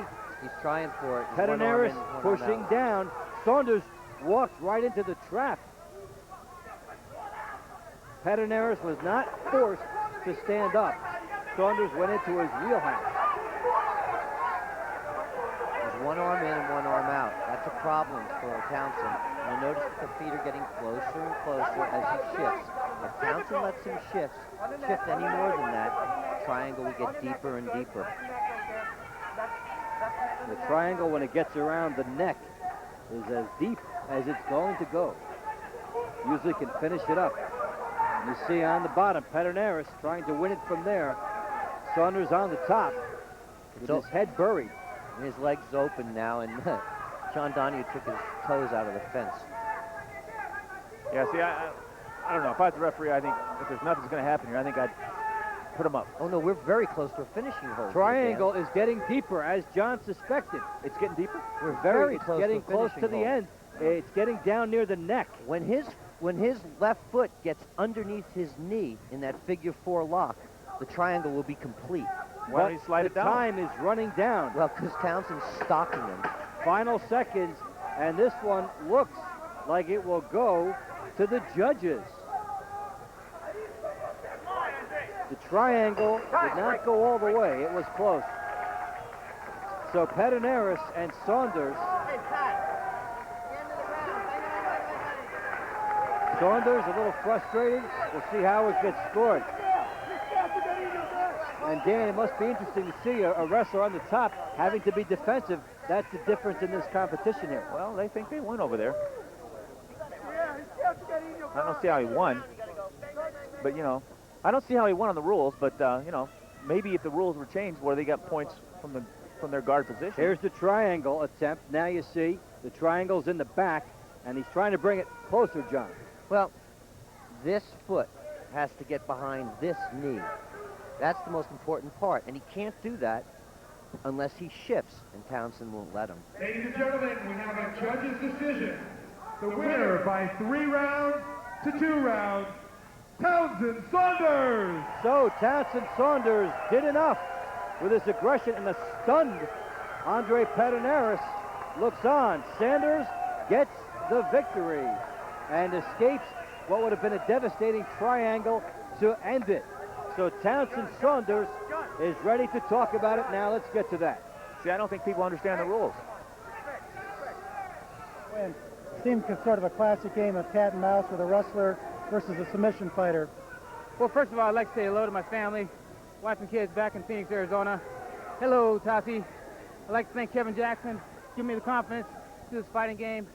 As agent, partner Larry Sideropoulos and Tim McClellan teaches the purest form of techniques and strategies to compete at this level. Mostly want to thank all my co-workers at the Home Depot across America, especially Tim P, store 458, Brad Christie, Steve Bauck. I'm bringing home a win, baby. Back to the match. I think, you know, I tried my strategy. I tried to get him on my ankle lock. That's all I've been working on. I heard it pop that first little flurry. He didn't submit. He's very, very tough. I mean, you can see he's got that ankle up in the air.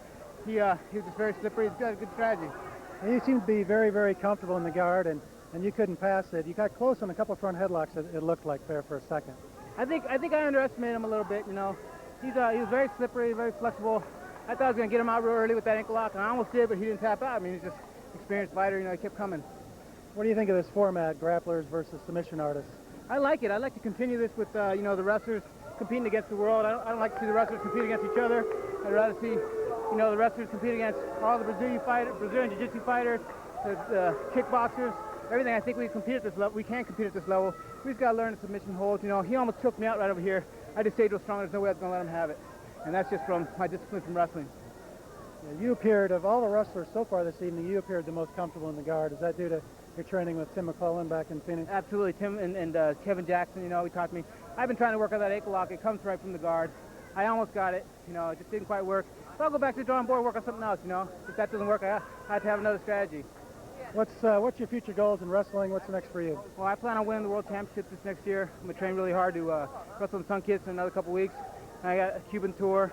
The Nationals is a key, and then Good World Games is coming up. That's going to be an extra bonus for me. My real goal is the World Championships. I'd like to be the best in the world. At least my discipline is wrestling. If I become the best in the world in this, then maybe I'll be happy. But I'm focused on wrestling right now. Great. You got a little ways to go to catch up to your wife, who's a world champion, but silver medalist Olympics, not bad. She's a two-time world champion, so I got quite a ways to go. All right, very, very impressive. Congratulations on the birth of your second child. Thank you, Jim. I appreciate it. Congratulations on a tough fight. Thank you. So Townsend Saunders coming up with a 3-2 victory in this competition. Now 2 victories for the wrestlers, 1 for the martial artists. That one, of course, very close going all the way down. Townsend Saunders telling you that he was very close to being choked out with the triangle hold there, and he was able to hold it off. He was not going to let it happen, and there is some of the intrigue we have seen in this competition. So we're ready for our next match. That was an intriguing look at Townsend Saunders and Pancrase. Let's take a look at our next matchup coming up. We've got Van Arsdale coming in here, match number 4 on our card. Should be a very interesting battle as the competition goes forward between the martial artists and the grapplers. Let's go and let's take a look at our 4th match. We're ready for the walk-ins now.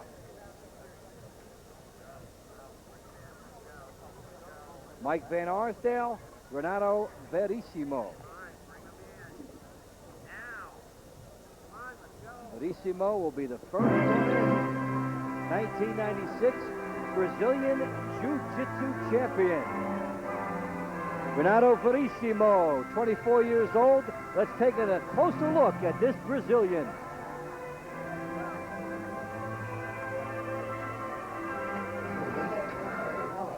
Please speak. 6'1". 6'1". My name is Renato. I'm another student of Uniao and Jiu-Jitsu. And I'm from Rio. Now I'm living in Las Vegas for a couple months, you know. And I'm gonna fight with Mike Mike, and I hope to do the only thing that I know how to do is fight, and to show some technique, to show something that to prove that Jiu-Jitsu is a good fight. I did a lot of tournaments in Jiu-Jitsu and wrestlers the same some stuff, and basically the same rules, you know. And I believe that I can prove something good for the people that is watching the show. I try to sweep, I try to go to his back, you know, something like that. And basic submissions. Jiu-Jitsu has a lot of stuff too. I like to watch TV, to listen some sound, some rats. You know, I like so much rats. And now in Las Vegas, I went to Manhattan show. You know, the good dancing, it's good. I like it. And play soccer. We are professional, you know. We don't have this feeling of against. No, we are here to only prove the techniques. Renato Verissimo will go up against Mike Van Arsdale. Van Arsdale, a 1997 World Cup champion, 3-time All-American, grappler at Iowa State, 6'2", 200 pounds, 32 years of age. Let's take a closer glance at Mike Van Arsdale.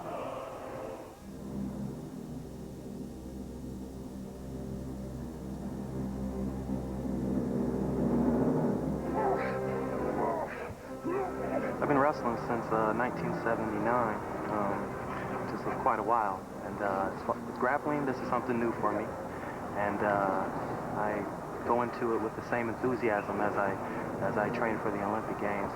I really don't pay attention to cameras or the crowd when I'm competing. I'm pretty much focused, and I'm just focusing in on what I'm supposed to do. I look at this as the last opportunity I'll have to compete in my home state. So with that in mind, I look forward to the contest. Grappling and wrestling are very similar. You add the submission holds in, and that does change things quite a bit. Of course, with wrestling, there's a scoring system that's not in effect here, but the actual techniques and moves that you use in wrestling to control your opponent will be very important in this competition.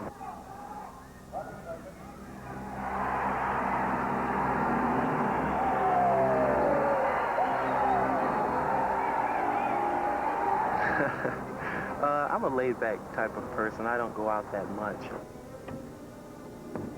And I like to sleep. I have a girlfriend. Enjoy her company very much.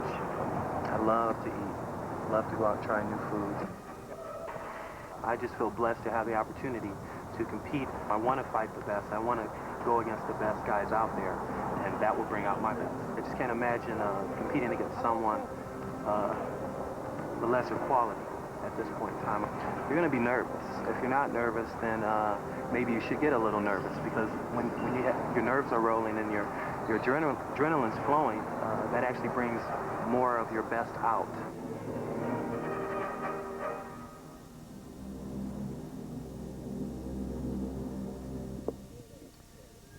Let's see how nervous Mike Van Arsdale is. The height the same. He's got 20 pounds of weight on Verissimo, and he's got 8 more years of experience. The youth is on the side of Verissimo. Let's get the official introductions now from Gary Delabate. Ladies and gentlemen, in the red corner, weighing in tonight at 180 1/4 pounds, standing 6 feet 1 inch tall, from Rio de Janeiro, Brazil. He was the 1996 Brazilian Jiu-Jitsu champion, representing Luis Pederneiras Jiu-Jitsu, Renato Verissimo.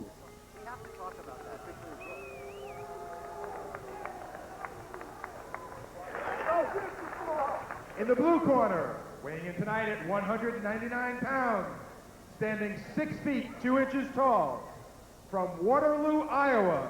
He is a 1997 World Cup champion and won the 1988 NCAA National Championships, Mike Van Arsdale. So Mike Van Arsdale and Verissimo ready to go. Verissimo very upset when this match started coming in. He believed that the Brazilian in the last, Pederneiras, had been hadn't gotten a fair shake in the last bout, and Johnny was concerned about what he would have to do to win. And I totally agree. You know, it was a draw. No points were scored. It was clearly a draw. What do you think, Dave? Well, I don't see any points scored in the match. The only thing, you know, in the rules meetings we talked about was a little bit, you couldn't be laying around on your rear and your back, and so, you know, that made him look bad a little bit. But, you know, and I think maybe the judges went on that. I don't think that they felt that they could give a tie, maybe a tie in a round, but maybe not a tie in a 5 rounds. So, you know, I'm a little concerned that there was a misunderstanding there in our rules meeting. And I saw John Lewis. He was just livid. Well, if you're the martial artist, the jiu-jitsu man coming in, as you take a look here, that you don't want to lose in any flimsy way, you'll feel that you'll have to get a submission in order to win. Yeah. Well, in this match here, guys, we've got guard already. Well, this guy has an outstanding closed guard. He wins in jiu-jitsu, Brazilian jiu-jitsu tournaments from his outstanding closed guard. He's going for a choke. You see him grab his sleeve. He's going to stuff it under Van Arsdale's neck. And he's using the sleeve for a little bit of leverage here, too. He's starting to choke, and Mike's not ignorant. Well, I think both matches, Erikson's, you know, and the last one was just a little bit of a rule understanding. You know, it's just, you know, there wasn't a lot of points scored. Or did they give a tie-breaking point for perceived aggression? I'll have to see how that's what I out. think. Well, and I think it's wrong because the aggressor was the man on the bottom. But that's where I don't think people understand. And you got 2 wrestling judges. We think aggression is the man on top. We think we don't look at his aggression on the bottom, and that's what the difference is right now. It's a difference in 2 different sports. Jiu-jitsu people, you know, understand that bottom position, and they know when to be aggressive, but wrestling people don't understand the bottom position. Well, it seems to be that some mistakes have to be made, I guess, unfortunately. This is the first of its kind. Absolutely true. Going to be a little bit of a learning, getting the bugs out, as Verissimo on the bottom here, in the guard, trying to bring the legs up. Wanted a triangle, no chance from back there, as Van Arsdale keeping forward and getting himself out of that. The wrestler certainly spends a lot of time in this position, and I don't think he's that comfortable with it. No, he's not comfortable, but he's putting pressure on, and a perceived pressure. Well, he's staying out of a point-scoring situation and a submission right now. But he's also keeping the gi in his hand to hold himself forward. Round 1, Mike Van Arsdale and Renato Verissimo. Verissimo with the clothing and on the bottom here. And Van Arsdale trying to operate from the top. And as we've seen throughout, the martial artist or jiu-jitsu expert on the bottom, very comfortable being there and trying to force offensive situations. You know, one thing that, you know, we really felt was, you know, the wrestler was going to score some takedowns. And he's just not doing a very good job. I think in that first match, actually, no, it wasn't yet. No, I didn't see a lot of takedowns. Not much in the takedown department. We've seen a lot of defense, guard, and negating tactics by both. And round 1 is over. Set, of course, scheduled for 5. You know, this shows me that guard position might be more dominant than a takedown, as far as being able to get to that position. Right. It's terrific when people understand it. I know Renato has a tremendous one. Work your position. Verissimo with the robe. Here's a look at him. Well, you notice that Mike Van Arsdale's holding himself down here.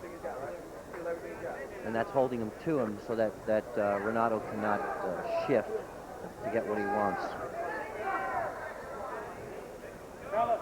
Verissimo shifts the robe, they slap hands, and they'll start round 2. I think it's interesting that, you know, this guy has a full set of, what do you call those? Warm-ups. What do you call his gi? Yes. I mean, he's the only one so far. So far, yeah. And, you know, it's just, what are the advantages there you were talking about? Well, if he's going to be on the bottom against a bigger guy like he is, the advantage is that, you know, the guy's unaccustomed to it. Can't get handles that you're accustomed to. Maybe get a little slip sliding away possibilities for trouble. Down. And he can choke. Verissimo. Looking for the guard, does not get it. There's Van Arsdale trying for some control of his own. He's got to get to the outside there. Trying to drive with his legs. It hasn't passed yet. We're trying to go for an ankle lock. We've seen very little passing of the guard tonight. What's kind of funny is that the jiu-jitsu wrestler does a lot of what you guys call the guard position, and and sweep position down there trying that, but you know, we call that, the guy was trying to do some elevators. In wrestling, we call that elevators. If he put his legs in and not around, we would call it an elevator too. It's just semantics. Just all where you're from, guys. We've seen the changing of the guards tonight, not much passing of the guards. I think you should watch his hands because he's really trying to get the choke, and he's locking it up now on Van Arsdale's neck. And you'll notice that if he gets that choke, Van Arsdale will black out or tap out. And you see that it's not perfect, but it's getting better. See the elbow doing the work there. Tries to contain him with the guard. And he's lost the choke. This is definitely a closed type of wrestling. Tight, right? Yeah, I can't get over that. Van Arsdale now is not in any type of a choke situation. You see the way he's feeding his gi lapel over the top of Van Arsdale's neck all the time? Yes.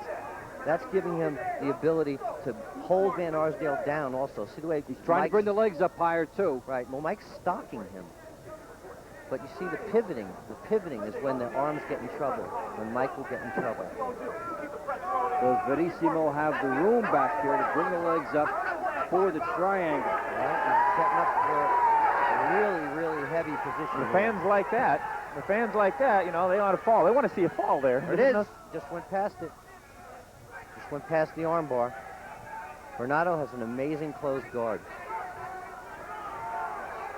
Verissimo from the bottom, trying to work Van Arsdale here, trying to lure him into a trap.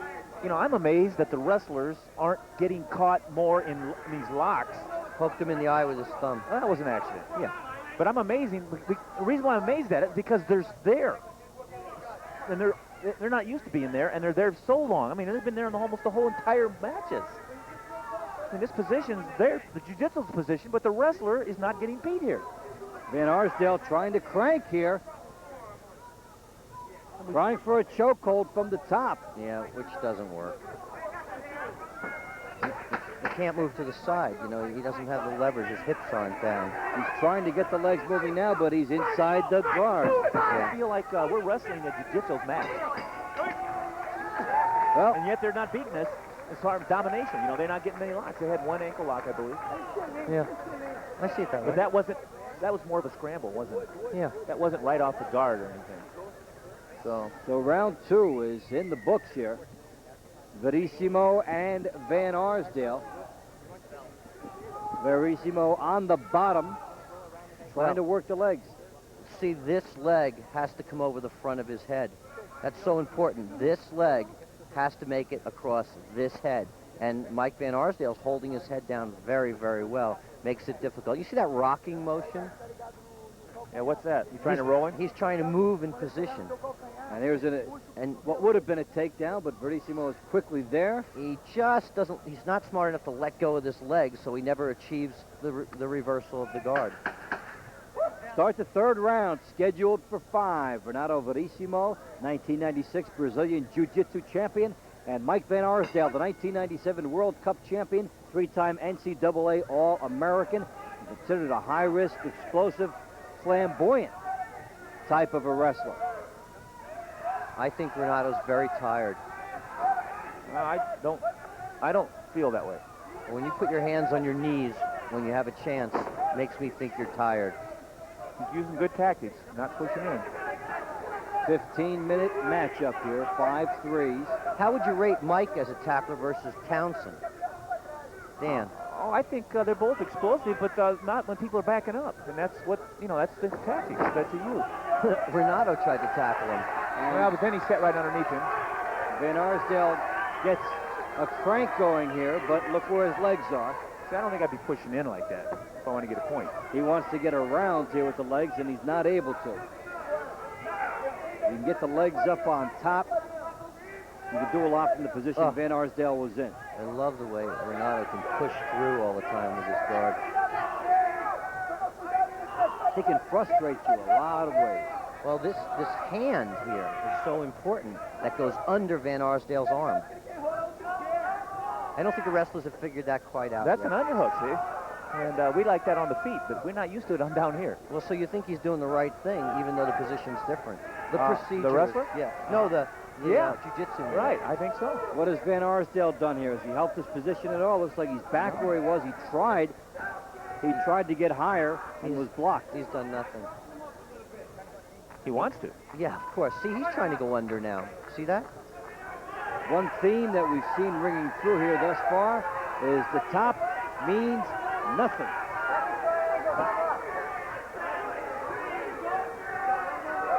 Is he off the side? No, he's not off the side. And Arsdale cranking here. But still partially in the guard. Now he's out for a second. Can he get his legs around? He cannot. And Renato's giving up about 18 pounds here. Verissimo maintains the guard, and some people thought that even 179 was a generous description of his weight. He might have even been giving away a little more than the 20 pounds. I think so. I think Van Arsdale had to cut some weight to make the weight.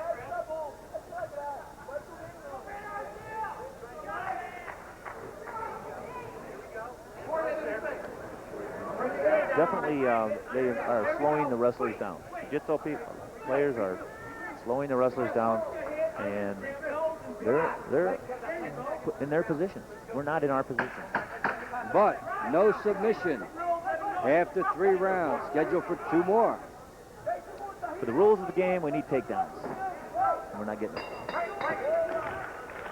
Very few takedowns, very few passing of the guards, very few sweeps, very few throws, things that would be points. What we've got is guys who are defensively oriented and able to negate and look for one potential closing situation rather than try to pile up the points. You see Renato pulling his gi off. He's breathe a little. Yeah, well, he should. That's a lot of heat there. Yeah, and he's outweighed by 18 or 20 pounds. Or 25. Yeah, you think that it's been a day later and that Mike is up another 5, huh? Yeah, eating and 5. I'm asking can eat your you, way I'm up. not telling you. How well, much? Oh, he's probably light now. He's sweating, but working out. But, you know, he probably had to cut 10 pounds to make the weight. So he's looking at about 205 pounds right now. 210. And Renato's soaking wet 181. We've seen how guys who are lighter have negated that. Earlier in the competition, we saw Kosaka, 220, giving away 66 pounds, and did not bother him. He lost a very close one, but was very tightly in there the whole match. So round 4, Verissimo and Mike Van Arsdale. Van Arsdale stalking. What else is new? I love the initiation by Renato to smack hands to start each round. That shows real camaraderie. Sportsmanship, the fact that they're both into it.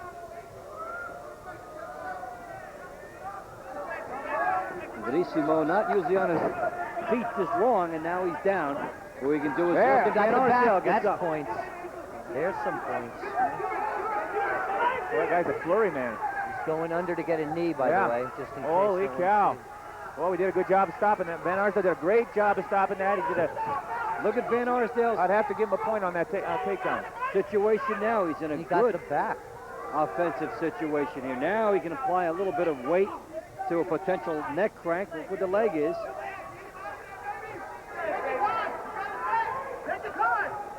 And he get his full leverage. Verissimo still has a little bit of a leg working here. That's a bad position for Renato. He's got his back to him, but he's beat that really bad position he was in before. We've seen it in other situations. Verissimo had a full guard going, but doesn't have that here. And Van Arsdale trying to sneak his leg around for a little bit more power. That's kind of interesting because he used a wrestler's move to get out of that danger. When his back was to Van Arsdale, he used a little roll, a little Granby roll, we call it. And that's a wrestling hold for an escape. Right, except that he was going for a knee afterwards. You know, right, so it put him in a position. Exactly. He used it to keep, get him off his back. Plus the fact that there we go. Really good position. There's a dominant position. That's it. He's definitely scored a point in this one. Oh yes. Van Arsdale has a good chance here. The neck is cranking. You see more of his body leverage is in here. He can put more weight on an attempted finishing hold. Trying to go over the leg. Turn around. I don't know what he did there. Well, he tried to go over the face with his leg, and actually Renato is just about ready to do a reversal here of position. If he can pop out, gets the back again. It looked like Van Arsdale was about to attempt a triangle. Wow, there's that Granby. Yeah, going for trying to get the knee, but Mike's way ahead of that. No. I wouldn't say that. I wouldn't roll there. Mike Van Arsdale, Renato Verissimo. Where's his right leg? I can't see his right leg. He's got it in his arms. Yeah, he's in pretty good shape there, but his ankle isn't caught. Van Arsdale continues to work the head here. And more upper body leverage can be applied to his potential finishing situation, but it may be too late for this round. He's running out of time. Good round for Van Arsdale, good control for him, and Verissimo will be happy. He's got another round in which to try to do his damage. Yeah.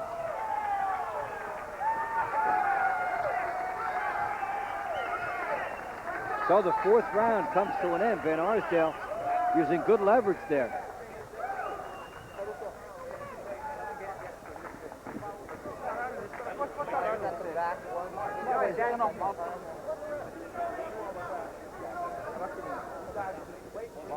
Here is Van Arsdale and Verissimo, and Van Arsdale doing good work. Gets the top position and has a little bit more to drive with here, John. Yeah, this is very important. This leg almost got put in danger, but Van Arsdale's arm negated that.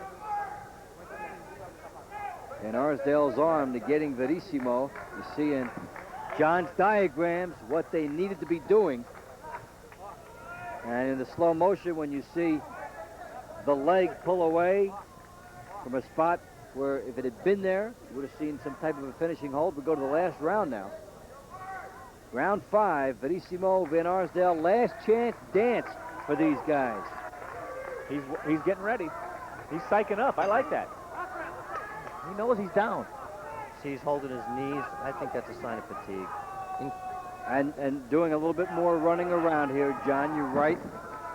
We've seen Verissimo up on his feet more. He's psyching himself up, though. I can tell. Well, he went for a leg lock, didn't happen. Shoved down. And here we go in the final round. Van Arsdale again assumes the top. Why isn't he going for the leg lock? There's a guard. One arm's in, one arm's out. Possibility the triangle exists. And he's trying for it. That's what he looks for. Verissimo from the bottom. And a good push-off by Van Arsdale. Yeah. Stocking him up. What's that call to you, Dan? That's a stack. That's a stack. That's a fall in wrestling. He said, take this triangle and shove it. Well, he needed to get out of that. That was You're smart. not going to get it. He attacked the position, and that's good. Van Arsdale recognized the danger and immediately got rid of it. I think we're getting smarter sometimes as the night goes on here, and as far as a wrestler. I give Renato a lot of credit. You know, he came into this bout short. Igor Zinoviev blew herniated disc in his back last week, and he was all upset before he wrestled too. His mental preparation had to be thrown out.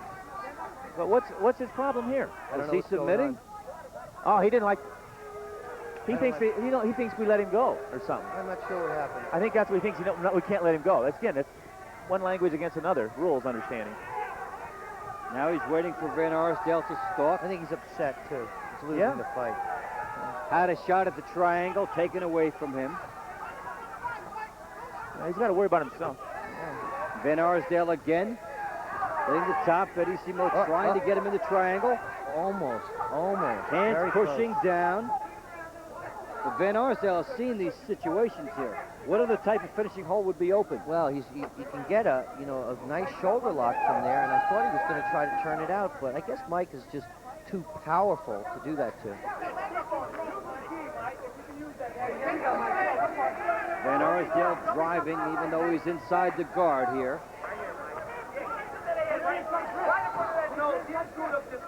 Pulling on Verissimo. And again, as we've seen with the wrestlers, they'll try the pressure on the neck, but not a whole lot of strength applied there. Right there, you got it. Van Arsdale trying it now with the one arm. Trying to lean and press, utilize all of his strength here. He's staying nice and close, which negates a lot of the prowess Watch that arm bar. of Renato. He moves quickly. I like that's when he's out of position. That's the key for him keeping all those locks. Well, Verissimo back in the guard, and this one, it looks like, back in the hands of the judges. This will be the third of 4 matches here to go all the way. Yeah, I don't think this one's really hard to judge just because it seems clear cut, but not, you know, not a whole bunch of domination involved. You know, one or two good moves that were the scoring moves. Yeah. So you'd figure Van Showed a lot of Arsdale- heart. Figure Van Arsdale would get it. But we'll see what they say. Good action here, and Verissimo trying, despite being on the bottom, to get his triangle. And here is Van Arsdale, John, throwing away Verissimo's best chance. Yeah, just so close. Right here, this foot has to go behind the knee, and he needs to pivot, and he doesn't have it. And I think Renato was frustrated by that. Good job of clearing the Very the knees. explosive on that turn, huh? Yeah. Not only did Van Arsdale push off the triangle, he went right into an offensive position from there, showing a lot of agility. And now a I'm very not sure what frustrated happens here. Verissimo. Oh, I see. Renato is upset that he didn't engage. 3 rounds to 0. Mike Van Arsdale. So Van Arsdale winning it rather comfortably in this situation here. Gets the nod. And good performance by him. Able to score. Did and you get some clear cut? Did you have 3 rounds though? No, I did not. No, I did not. So Mike Van Arsdale getting the win. The wrestlers with 3 wins in the first 4 matches, doing it with good technique. And Mike Van Arsdale's standing by now, ready to talk. Mike, great fight. Really intense wrestling in the guard. How'd you feel out there? Well, being that it's my first contest like this, I was a little bit more nervous than I would like to have been. So I kind of shut down a little bit. But I felt pretty good. If you don't mind, I just want to thank Hume Labs. And if you guys looking for good protein and creatine, you know where to go. Go ahead, Jim. All right. Keep going. We're going to charge him later. Okay. You know, it was really, really intense. I mean, he seemed pretty hot, pretty wanted to go after you when he came out there. Yeah, he was very game and very awkward to wrestle, being so tall and so thin. I basically had to wrestle his game. There's no striking, and really he was not even letting me take him down. He was going down to his back. It was a matter of getting out of his guard, which is not easy to do. Yeah, was that frustrating when he was always pulling you into the guard? Yes, it is very frustrating because as a wrestler, you're used to taking someone down, but you just got to know the game. I'm very open-minded. I think wrestling's the #1 form of self-defense in the world, and all other martial arts stem off of wrestling. The wrestler just have to have an open mind, learn how to beat the guard, and then we need to learn how to submit. I just want to say, in my next fight, I want Bobby Douglas. Get off the porch, Bob. Get off the porch. That's right. I'm not sure Bobby's making that comeback. But very, very impressive. But several times you got behind him, looked like you were trying to stack him there. Yeah. I don't know how close you thought you had to submission. He kept me out of my submission positions pretty well. And I also kept myself out of there when I saw situations where I could have breaking out. I didn't do it. And, you know, that's just a part of the learning experience. And next time I'll be better. You looking forward to another fight like this? Yeah, I'm ready. I just need a little time. I've just been doing this for about 6 weeks.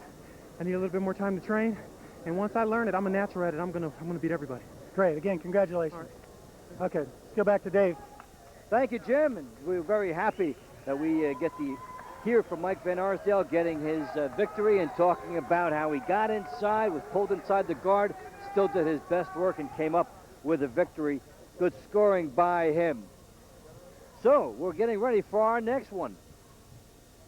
We've had 3 victories by wrestlers. We've had the submission by the martial arts. And we've had many attempted triangles and finishing hold. We'll have John Hawk and Dennis Hall coming up next in the bantamweight division. John Hawk, very qualified performer, made his mark throughout the martial arts world. 5'4", age 24. Let's take a closer profile at John Hawk.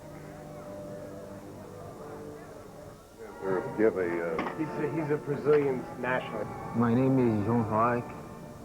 I'm a Jiu-Jitsu fighter. I'm a grappler. Okay. How tall are you? How tall is he? Quanto é o seu tamanho de altura? 1,65 m. Meters. Normally, I'm prepared to all kinds of situations. I'm married. I have two sons, John and Pedro. All kind of music. Brazilian popular music. I'm glad to be here, and I hope to do a good performance. And I believe in the win. So John Hawk, the Pan American gold medalist, will go against Dennis Hall.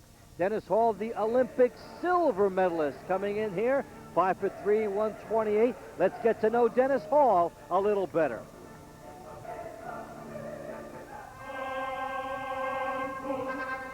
I'm originally from Neosho, Wisconsin, which is about 565 people, so real small town, but I like it. A lot of neighbors think I'm crazy. I do my pull-ups right on that tree over there. What I do for fun, do a lot of bow hunting, some fishing. I listen mainly to rock, little Ozzy Osbourne, Def Leppard, Metallica, just something to get me going.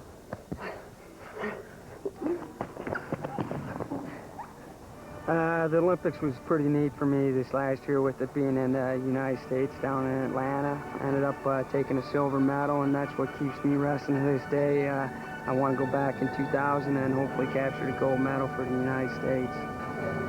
I feel great, you know, especially after this last World Championships with the way things went. It just motivates me every day, and that's all I'm going to think about until 2000.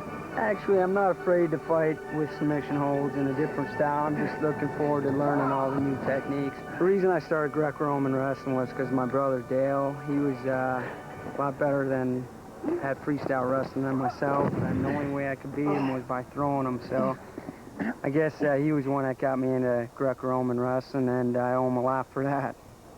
My wife and I just had our first son last August 3rd, and it was an incredible year. A lot of ups and downs in my training. I didn't realize how much a kid would change my training schedule. I'm on his schedule. He's not on mine. After I made my first Olympic team, me and one of my buddies, that's Bud and Dan Henderson, I said, hey, let's get a tattoo.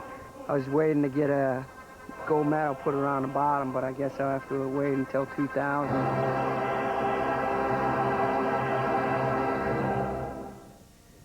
Let's see how Dennis Hall and John Hawk shape up. 5'4" versus 5'3", Hawk with a little bit of a weight advantage, and the age is very similar. Let's get the official introductions. They're both standing by. So is Gary Delabate. Ladies and gentlemen, in the red corner, weighing in tonight at 138 1/2 pounds, standing 5 feet 4 inches tall, from Brasilia, Brazil, he is the 1997 Brazilian Jiu-Jitsu World Champion, representing Luis Pederneiras Jiu-Jitsu, John Hawk.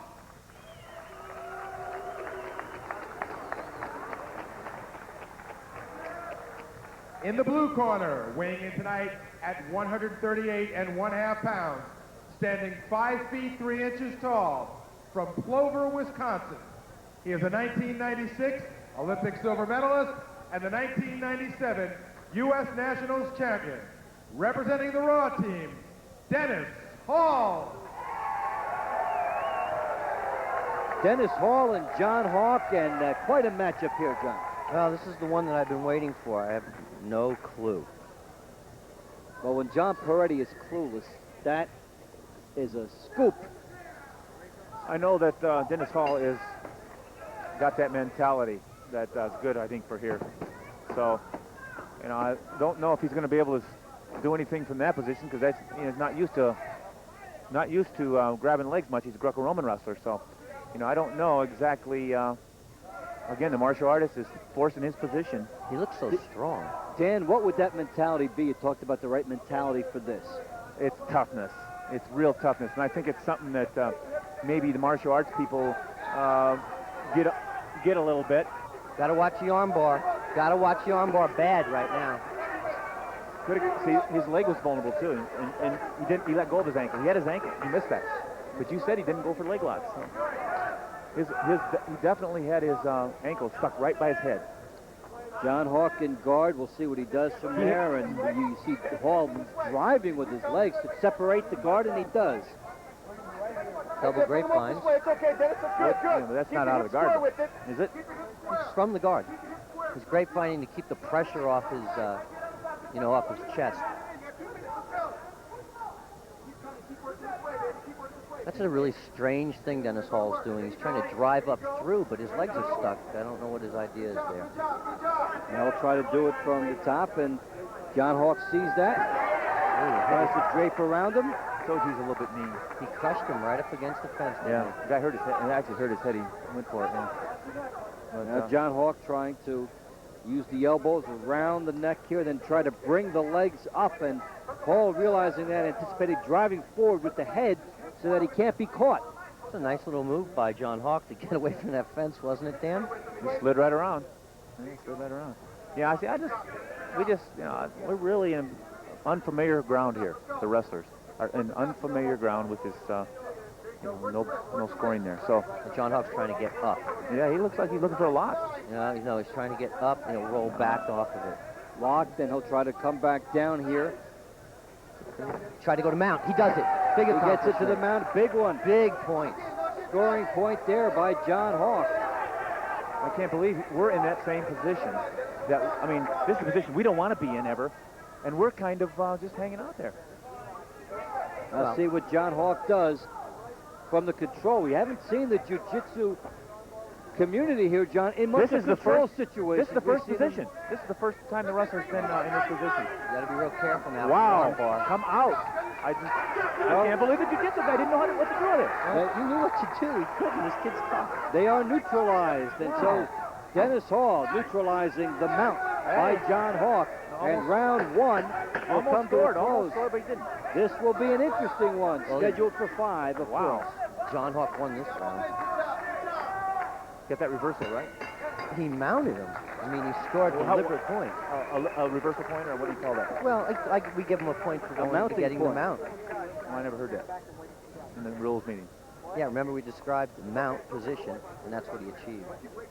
So John Hawk doing what the other jiu-jitsu wrestlers had not been able to attain the mounts.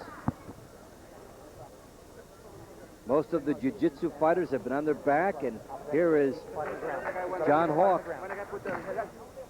getting to the top here. And then Dennis Hall, Dan, fighting his way out of it very adroitly.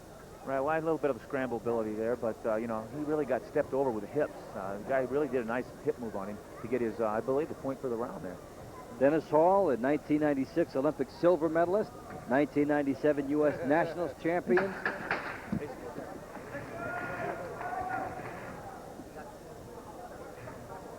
Considered an ultimate competitor, aggressive, emotional. And John Hawk here got himself a good first round. And we start round 2. See, that terrific reversal was from his own guard. I don't remember the other point. I can only remember one situation where he was in dominance. So a couple points on the board for John Hawk here. This is Dave Fontempo along with John Peretti and Dan Gable. Glad you're with us on the Contenders, which has been an interesting melting pot potpourri of the martial arts disciplines against the wrestlers. And we've had anxious moments, near finishing holds by both. Gotta be careful. Now, Hall is driving. Hawk wants to lure him into a triangle position, but the arm of Hall has prevented that. He's got the arm draped around the leg. Hall can get around that. If Hawk can get around the arm, he might be able to stick that up. But you need strength, agility, quickness to achieve all these moves. Dennis Hall has to be very careful from a key lock here. A key lock on that shoulder. Oh, he's out. So Hawk back in the guard. Triangle starts. He does that again.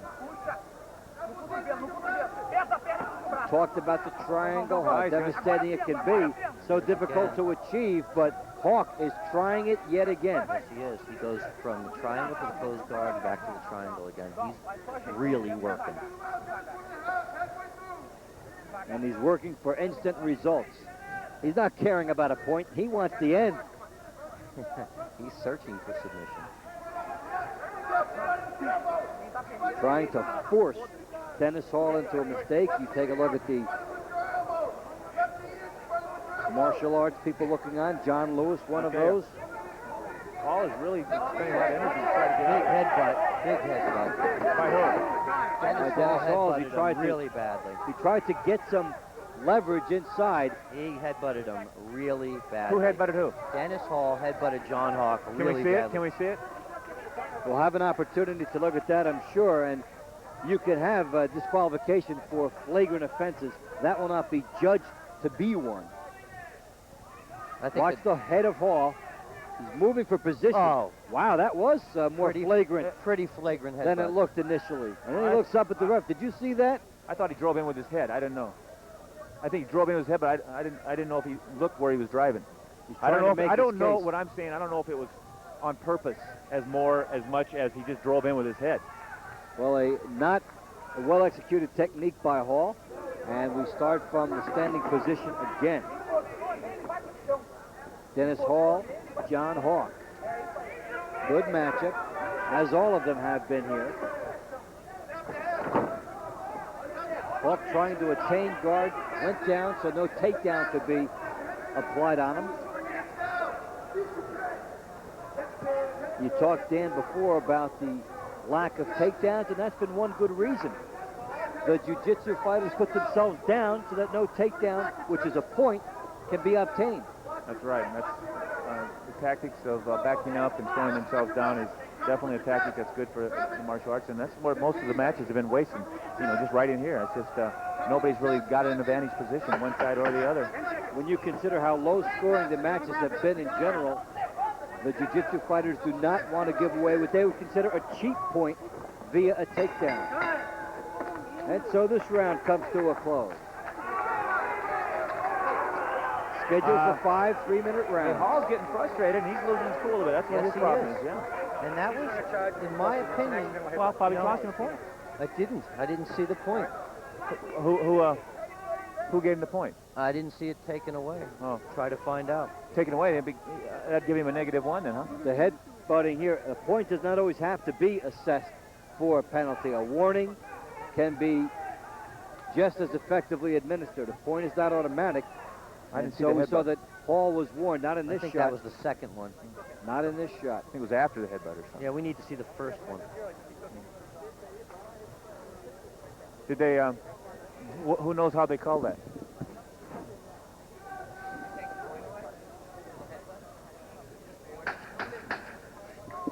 Yeah, see, I thought it looked like he just put his head down and drove forward, but I don't think he realized the guy's head was that Looked low. like it was going to be a warning. He did, he warned him. So second time probably would be a point. We start the next round, round 3.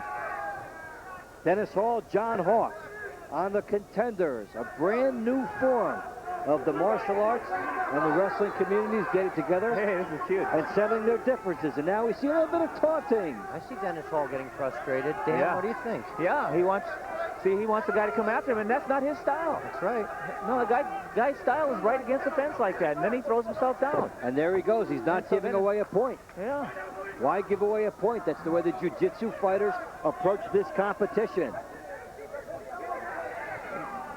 And then they try instantly to do something off of that. And what they're sacrificing is the ground, but they're happy to be on the ground anyway. Dennis is frustrated. Yeah, we almost... Now, Dennis told me he was going to throw some people in the air in this one. Yeah, but he thought the guy would lock up with him. Well, he's picking him up now. We may see a slam, which has been absent from this competition here. Where have the throws been? You can't throw somebody when they're on their back. Good point, Dan. Key lock, very dangerous. Potential is there. Hawk trying to lure Hall into a position here for any type of a lock. Dennis Hall's doing a really strange thing here, Dan. Maybe you can explain it to me. He's driving up under, but he's keeping his arms there. I don't know how he thinks he's going to elevate him in that position. I don't think he knows what he's doing. I think he just feels comfortable just staying out of, he would like to get out of there. He don't want to be there. I can tell, just the way he's acting. Dennis Hall doing a little freelancing here. And that's the case of the majority of the kids, the wrestlers tonight. They just didn't probably feel too comfortable in this position. Look at John Hawk, pretty calm right now. Oh yeah, all the jiu-jitsu guys have been just expressionless in this position. John Hawk could be conducting a seminar right now from this position. Now, when I have the guy here, I'm going to do this. He's waiting. He's looking at his corner. He's getting coached at the same time. He's doing a good job of convincing that he's in control.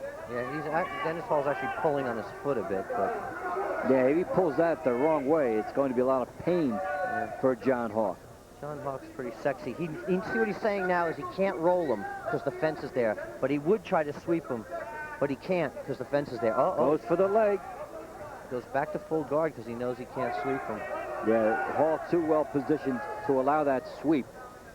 And so the third round is going to go in the books, and a rather quiet one. Yeah, there's a headbutt again, not called. This is how he mounted him. This is how he mounted him before. This is where he pushes his head in there. He didn't headbutt that time, but apparently I've been careful if I was him, just because they're looking for it. He's going to tell him again. Referee's going to tell him again. He's warning him again. He made contact with the head, Dan. And that's right. I think it was a butt. Well, unintentional, but I think it was a butt nonetheless. Well, here's Dave on tempo. He's the master of seeing the headbutt. Seen my share of headbutts. This one at least won't open up a cut. Let's take a look at it. Nice technical advantage using the shorts. So he called that a headbutt right there. You see that? Put his head down in there, and I don't know. Well, I didn't see anything. From that angle, not conclusive, but John Donahue issuing a second warning for the head, and Dennis Hall will have to keep that in mind. Start the fourth round coming up. John Donahue issued a warning off of the second headbutt.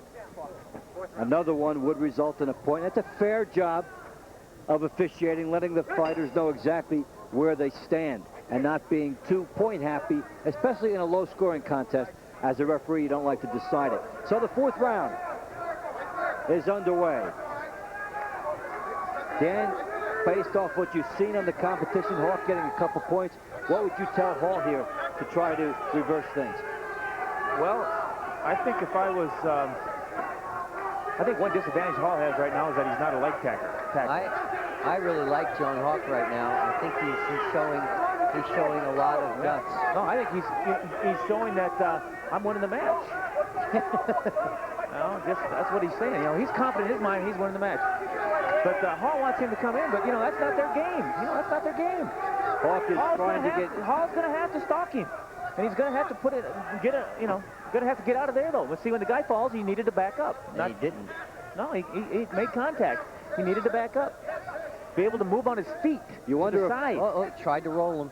You wonder if Hall could, when that happens, go to the side quickly, look for some side control. That's off if of he would the retreat slide. a little bit. If he would retreat. But instead, he's just, so used to attacking that it's just real difficult. You see John Hawk lying on his back saying, no, you're not going to make this. You see him holding both wrists? Very cool customer, John Hawk. You know, most people on the bottom, it can be a panic situation, but we've seen with the Brazilian fighters and the jiu-jitsu art, not that way at all. Triangle attempt, rejected, back in the guard for John Hawk. And John, I like how quickly he goes from an offensive maneuver, which didn't work, right into guard position again. Yeah, I mean, John Hawk is just terrific. That's why I wanted to see this bout so badly, because this guy is so renowned for being, so good with the gi. He tried to do that. He tried that, that hip heist. Yeah. John Hawk has basically instinctively in his head, he's 3 or 4 moves ahead of what's happening. That's right. It's a calculation game. But I'll tell you, I'm learning some vocabulary over here from Dan Gable. Well, a hip heist, huh? Hip heist is very common in all wrestling. That's one of our maneuvers for counters. He's going to do it again. He's trying to get that mount position again. And John Hawk again looking over toward his people. There's not much time. Waiting for somebody to tell him to do it.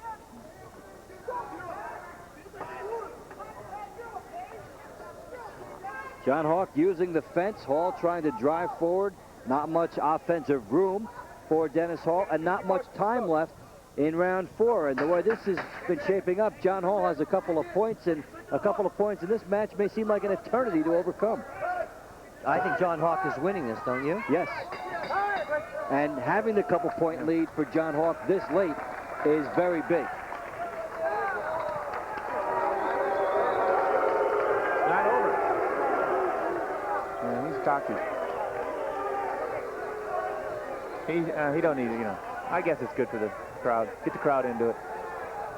Well, part of the big psychological warfare that goes on in the minds of some. Yeah.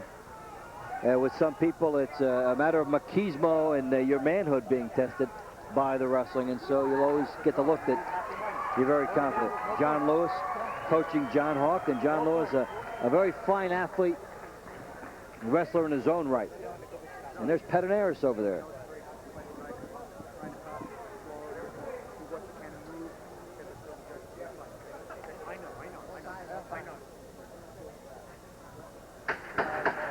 Final rounds.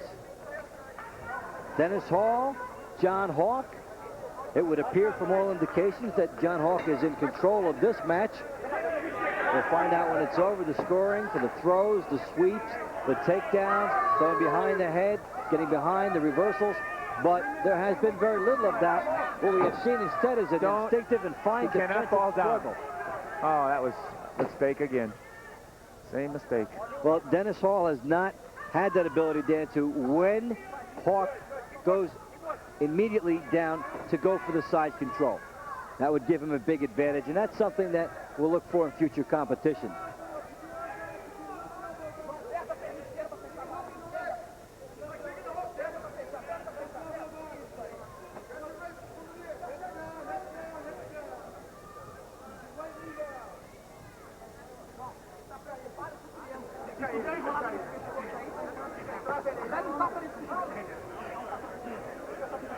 Hall on top, but not being effective there, and the guard by John Hawk, who, I'll tell you what, you can't ask for somebody more comfortable protecting what we would think is a lead, John.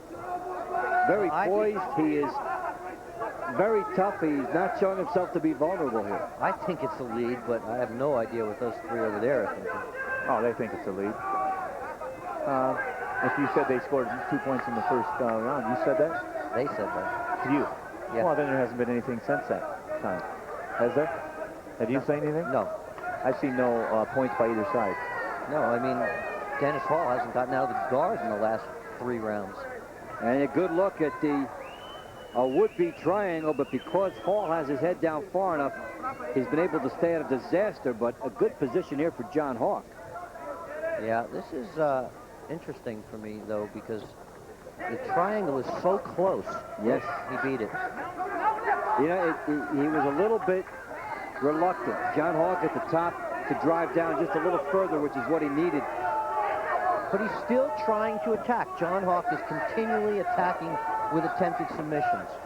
Oh, a slap there by Dennis Hall. That was all right. Yeah, Dan says it, no offense. You got to get a little tough. This is no head bringing, no foul. You know, we didn't come here to get a little bit of excitement. I was just announcing it, Dan, not taking a moral judgment on it. You know, those are setups. These guys got setups. They roll to the back. We slap a little bit. We pop the head. But we don't want a headbutt, but we like to pop the head a little bit with a hand. But it's not really working, so we're back in the guard. We've never left. Well, he did break loose. Remember, he was on his feet. He tried for the he was completely away off the guard. But not a reversal. No.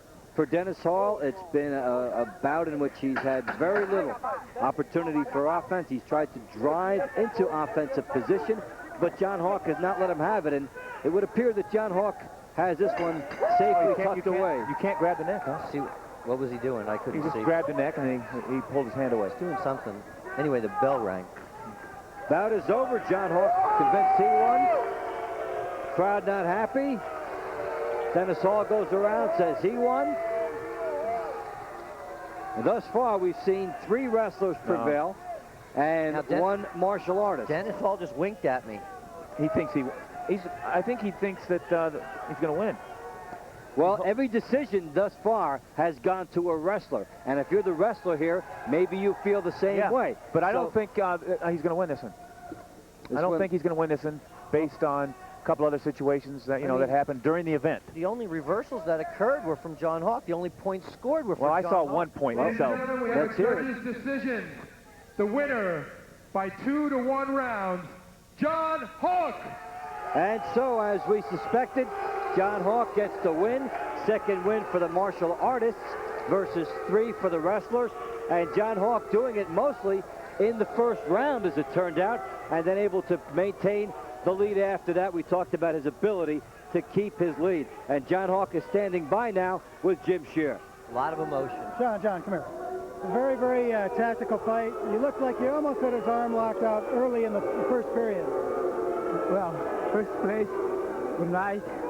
And sorry about my English. I would like to thank using Pederneiras team and my family, my mother, my 2 sons, and my wife, Jacqueline. Thanks. Congratulations. Great fight. Great fight. And all of my students. Thursday, I'm here. Good fight. Congratulations. Dave, let's go back to you. Thank you, Jim, and we've got some nice bonus coverage coming up. We said it was 3-2 for the wrestlers. Earlier, we had Carlos Newton and Chris Barnes in a barn burner right down to the finish. Carlos Newton, 1997 Canadian overall Jiu-Jitsu champion. Chris Barnes, 2-time NCAA wrestling champion. This one proved to be a beauty. This is Dave Bontempo along with Dan Gable and John Peretti. We go to round 4 of Carlos Newton and Chris Barnes. Carlos Newton has 2 rounds left to try and come from behind. Chris Barnes has certainly had a territorial advantage and strategic advantage. He's had the aggressiveness edge and has been tactically efficient thus far through 3 rounds. 2 to go. Hey, he does a wrestling hold. Ankle lock. 10-5 Barnes here. Holy cow. Newton goes for the ankle. Can he turn it around? Oh, boy. Barnes got himself in trouble. He slipped out. Somehow he slipped out. Maybe it's a sweat, Dan. Not totally out yet. No, it's not out. The knee's still caught. But underneath there. But this is definitely where we don't want to be. You like this, don't you, John? Well, better. I'm having fun listening to you, actually. You see Barnes trying to go for an over scissors as a counter. He got out. He come out of it. Can you believe it? Yes, I can. Well, how'd you get out of that? We talked about the sweat, Dan, coming off of the tight locks, the point you mentioned earlier, and Barnes was able to get away. Newton had him in trouble for a while, but could not finish. It took a lot out of Barnes to get out of that. I can tell you right now. He's happy. It's probably the 4th round, and he's just this now. He's hanging on. He's hanging on to kind of a situation His where right arm is really, I can't believe he hasn't extended himself like that at all. His scramble ability helped him there. Definitely helped him there, but he's not really putting the move on. He's kind of catching his breath here. Barnes, after a tough beginning of the round, has about 1.5 minutes to get through. Now he gets some protection and gets close to Newton. You see him utilizing the clock a little bit as he slowly tries to climb into offensive position. And Newton has turned his back on him. All of a sudden, Barnes is in charge. Well, he's keeping his hips down this time, down below his hips. Before, he did not keep his hips down. When his hips got up, he was able to go through with that ankle knee. So definitely stay below the hips on the when you're attacking. If you'll notice, what Barnes is trying to do is push that leg through. But Carlos is giving him that little face lock and pushing him up, so to keeping him back. John, should Newton have been more aggressive in this round, considering what happened for him earlier in the round? He just needed to have a little bit tighter leg on that, and everything would have been fine. He had his opportunity there. That was. I mean, he had the ankle twisted. He had the knee twisted. It just against a guy that's flexible and sweaty. Well, in 5 3-minute rounds, you may get a couple of opportunities, no more, to obtain a submission. And Newton, after being on the defensive end, certainly had his golden opportunity early in round 4. Got one more stanza coming up in what has been an entertaining matchup. The referee is telling him to get it together. Let's make some movement here. And Newton won't mind, actually Barnes wouldn't mind a little bit of time off after what Newton did as he collected himself, and that's it. The end of the round has come. That gave him a point. I was going to call it even. I was going to call it even before that. I'd give it to Chris. Just on that last, he hit a nice duck. That was a takedown. Is that what you call that, a duck? Yeah, duck under. Duck, guy's leaning. How much credence do you give what Newton tried to do and what offensive strategy he had early in the round? Is it a point-scoring situation or just good aggression? That's good aggression. I don't think he... Let's look at it. John, here was Newton's big chance in the bout. Well, he goes under, and he gets the ankle. But watch the way he turns now, and he throws his left leg over to get the ankle lock. And he just can't get the heel hook on it with his left arm. And now Barnes moves up. You'll notice all the action is here. Barnes pushes away properly and gets his other knee working to push this way. Barnes had a good idea of how to get away from trouble in that early section of round 4 as we start the 5th and final stanza. And Dan, your thoughts on the end of round 4 there? Well, even actually before that, you know, when he got the ankle and the knee, you know, in high school wrestling and in collegiate wrestling, that's what's called a potentially dangerous situation. It's not illegal, but the referee would definitely look at it and probably have broke it from a potentially dangerous injury situation. So, you know, that's the one thing that's happening here, that, you know, you don't get it broke unless you break your leg. Carlos Newton just tried to jump into a triangle and got stuck. Now, we would guess that the clock is working against Carlos Newton. He went for it again. Yeah, he's going. He's definitely got his back against the wall here, and he's got to go for a submission. I don't see how he can win this particular event without getting a submission. Barnes on the top has been very good at guarding the lead and has been very well balanced and has shown good leverage. Top of his game here has not been flustered at all. Dan, I think the poise of Barnes has been maybe an underrated aspect, but a very good one for him throughout this competition here. Well, I think the wrestlers are pretty confident, but they can't at all just all of a sudden relax to the point where they overestimate what they're doing out there. I think that was a great example. All of a sudden, off a flurry, he was in trouble. And I think maybe he got a little lackadaisical off that, you know. Let the other guy take the move to him. Half done, Chris, half done. Barnes closing in on a victory, we would guess, halfway through round number 5. Newton needing some thunder here in the 5th round. Had a good chance early in the 4th round. Just did not happen for him. Now he's looking to try and do some other tactics here late. Newton is desperate to get underneath this guy now. Desperate. Time is working against him. It must be so frustrating, John, the clock against you like this, and you've got to make so much happen. Yeah, and I don't see it. I think that his coaching has made him great. Well, I can tell you right now that he's got a lock on him. Barnes did. But see, Newton's going to an overhook, and that's definitely not a good lead into an offensive move. And, you know, I don't think that they understand that. See, that's where wrestlers underhooks, that type of control, is a lot better for offensive attacks, and he keeps going to the overhook. The wrestler keeps going to the inside, and that's really Newton's disadvantage to Barnes' advantage. And Newton looks a little exasperated here. And for the uneducated, you're talking about their arms. Right. Now Barnes gets a move. Newton slips away. Now Newton is in a survival mode again. Gets the guard. Armbar. Looking for the armbar at the end of the match. Got it. Newton finds the armbar. He does. You got it. What a turnaround by Carlos Newton. That's my boy. It doesn't take long, and Newton, with a come-from-behind dramatic victory, what you look for is the hyper-extension of the elbow with the armbar. He is able to do it. He gets it in there in no time, and boy, this match, guys, illustrates exactly what the matchup is. It was the wrestling versus the instant thunder, and Newton didn't quit, to his credit. What a match. How much time was left on that? Well, I didn't notice. Less than a minute, maybe even less than 13 seconds to go. And the finishing combination maybe took 8 seconds. Wow.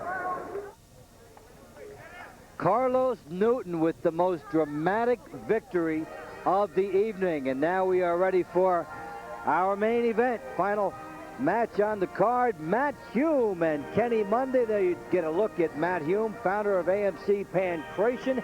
Let's get to know Matt Hume, 31-year-old, a little better.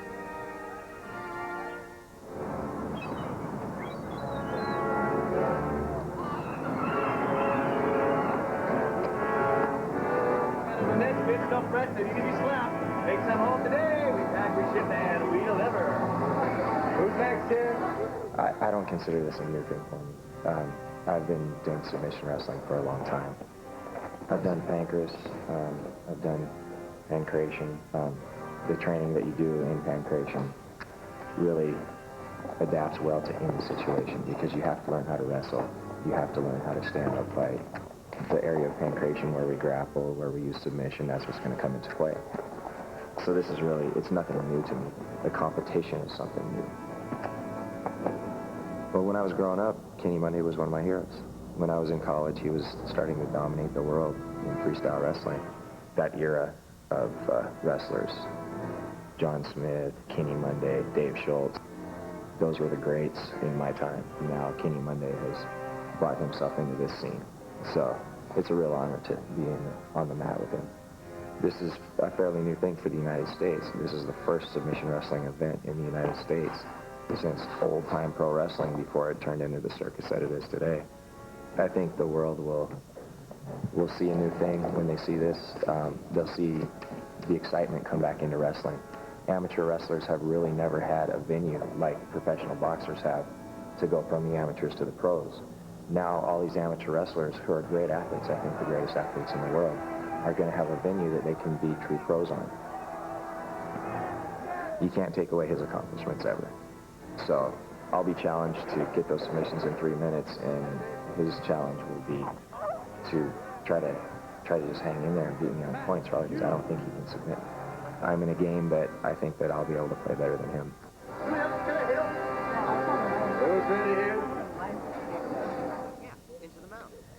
And a closer look at Matt Hume, and of course he's going up against a star here, Kenny Manic Monday, Olympic gold medalist, blazing speed. Gets a big hand from the crowd here, and let's take a closer look at the nicer side of Kenny Monday.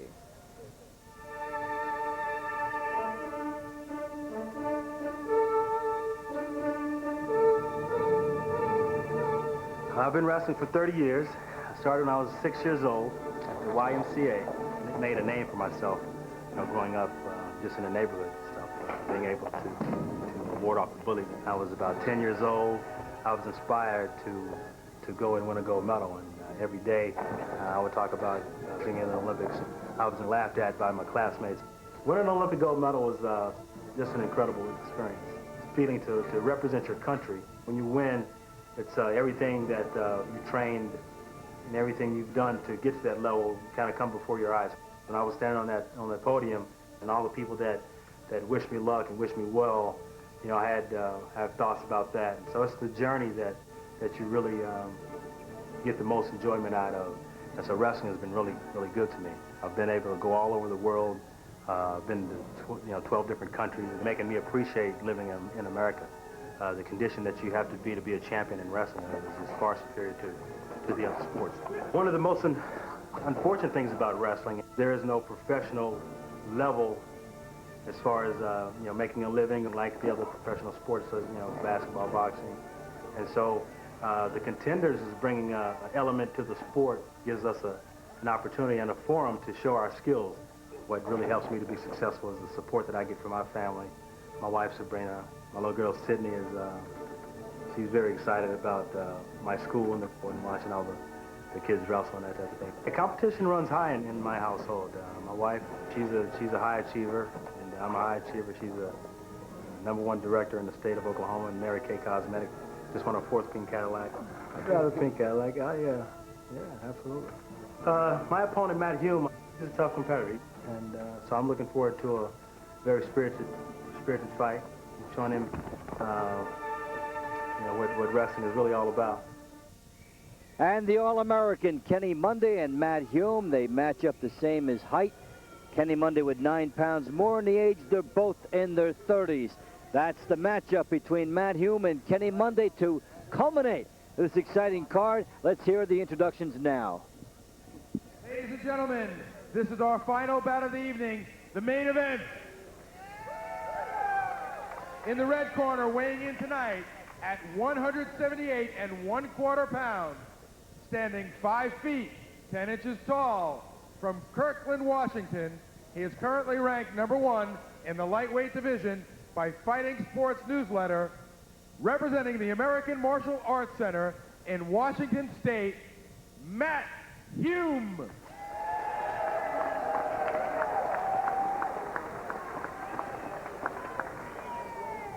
In the blue corner, weighing in tonight at 179 pounds, standing 5 feet 10 inches tall, from Tulsa, Oklahoma, he is a 3-time Olympian, winner of a gold and silver medal, Kenny Monday. Monday and Hume, you can't match them any tighter. Hume, #1 by Fighting Sports Newsletter, and look who's #2. Kenny Monday ranked right with him there in that competition, and here they are, ready to square off. Kenny's got his fists up. Hey, you know, whatever he needs, it's okay, as long as he doesn't use them. Kenny is one of the most versatile wrestlers you'll ever see. He can strike when those type of competitions are intact. He can wrestle when that's the name of the game. He'll show speed when that's the name of the game. I can't believe Hume's hand fighting a little bit. Yeah. Kind of surprising. Well, I'll tell you something. Matt's a little smaller than him. Oh, there. Well, he didn't hand fight him there, but he's hey, we felt. Kenny went for the takedown. No, goes for the leg. Watch it. This is Why bad Monday for did Kenny. that? I don't know why This Monday is did that. Bad for Kenny, I'm telling you. I'm telling you it was bad for Kenny. I don't know why he did that. He tried to be sexy there, and you're playing with the wrong guy. Well, That's a toe hold right there. Tapped out. He's got him. Wow, explosive finish from Matt Hume. Kenny Monday grabbed the leg, and it was the Never tried wrong that. place to grab. He did something different than the other fighters. He was more offensive-minded, left himself open, and Matt Hume beat him quick, beat him neat, beat him on an ankle. He tried to wrestle. He tried to do a martial arts move. He's a wrestler. All right, but Kenny Monday has had some previous success in striking competitions, and you know he had to have that in the back of his mind coming in. He was a dynamic striker. But here with the striking out of it, Kenny Monday. Ladies and gentlemen, the winner by submission, 45 seconds of the first round, Matt Hume. So Matt Hume surprising Kenny Monday.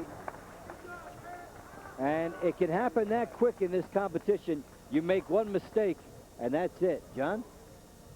Well, I want to see it again. But Kenny trying to get a a real interesting move on him, but Looked like an ankle lock, but he went too high. Well, this is Matt Hume's world, and you look at this right here, that pulling across of it after he figure fours it.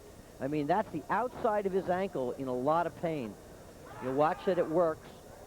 Under. Now the turning of it right there, twisting it this way. And the big hands going whack, whack, whack for the tap. We talked at the top of the show and in the preview show, the martial artists say, that's okay, we'll take an ankle. And Matt Hume takes an ankle and takes a victory with it. Quick victory by Matt Hume. Closer look, John. Yeah, I mean, interesting move he's been practicing there. And look at Matt, right away claims it. Kenny not going the right direction to get out of it. He should have went this way to get out of it, to go through the middle of his legs. And Dan, it looked like Kenny went for an ankle but started too high and never did get the target he wanted. Just trying to go absolutely the wrong way to get away. Absolutely not the thing to do in this particular event. Now watch this, because he goes under and figure fours. And see the hand creeping through right there? Right there. That's where the hand gets figure four, turning it viciously, and Kenny Monday submitting. I can understand that in the beginning of the matches, but not at the late matches. After you've watched everybody else. Well, let's get some insight on it now. Matt Hume is standing by with Jim Scheer. Jim? Matt, congratulations. A tremendous move. Thank you. You won a very, very exciting fight over a very talented wrestler. What does that mean to you? Well, first let me say, praise to my Lord and Savior Jesus Christ, who gives me strength to do everything. And the AMC crew back home, the fighting team, thanks a lot. And my beautiful wife, Elizabeth, at home. As to your question, Kenny Monday, what it means to me is, I really can't express it. He's been a hero of mine since I was young. You know, he was in college when I was in high school, dominating the world in wrestling. And then he was in the Olympics winning a gold medal. And, you know, tonight he just played right into my game. This is my style of wrestling, and he played right to it, which I give him total credit for, because he didn't try to play it safe. He's like a true champion. He went after me. Yeah, I was surprised that Kenny went for the angle lock on you that early, and it sort of gave you an opening. Yeah, absolutely. I mean, he jumped right into it, and I took it. You know, my knowledge of the submissions is probably a lot more at this point than his is. So I've been doing it for a long time, and you know, I didn't know what to expect from him, to be honest.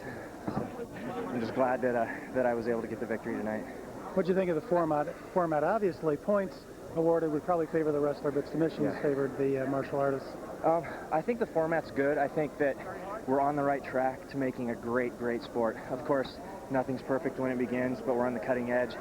I think that reviewing all the fights, of course I was the last fight, so I didn't get to see all the fights. Reviewing all the fights, I'm sure there will be a few differences next time, and we'll get it to where it's the perfect sport, but I think the people are going to like it. Great. Well, it was very exciting to watch, and again, congratulations on a very tremendous one. Thank you. Thanks. Dave, let's go back to you. Okay, Jim, an explosive victory for Matt Hume, and John, you know, basically each fight here a different personality of its own, and this one's certainly the case. Right, and I think that the wrestlers are having a hard time understanding why the Brazilians choose to fight in such a passive-aggressive manner, and, you know, we're catching a lot of flack for it. Okay, Kenny Monday is by now to share his short thoughts with Shannon. Let's go to that interview now. Kenny Monday, what happened out there tonight?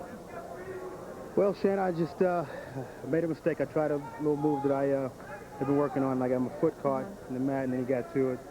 And then it was a situation where he got to the foot, and you know, I wasn't going to risk getting injured, so he got to it and got the position. And it doesn't take long once you get there.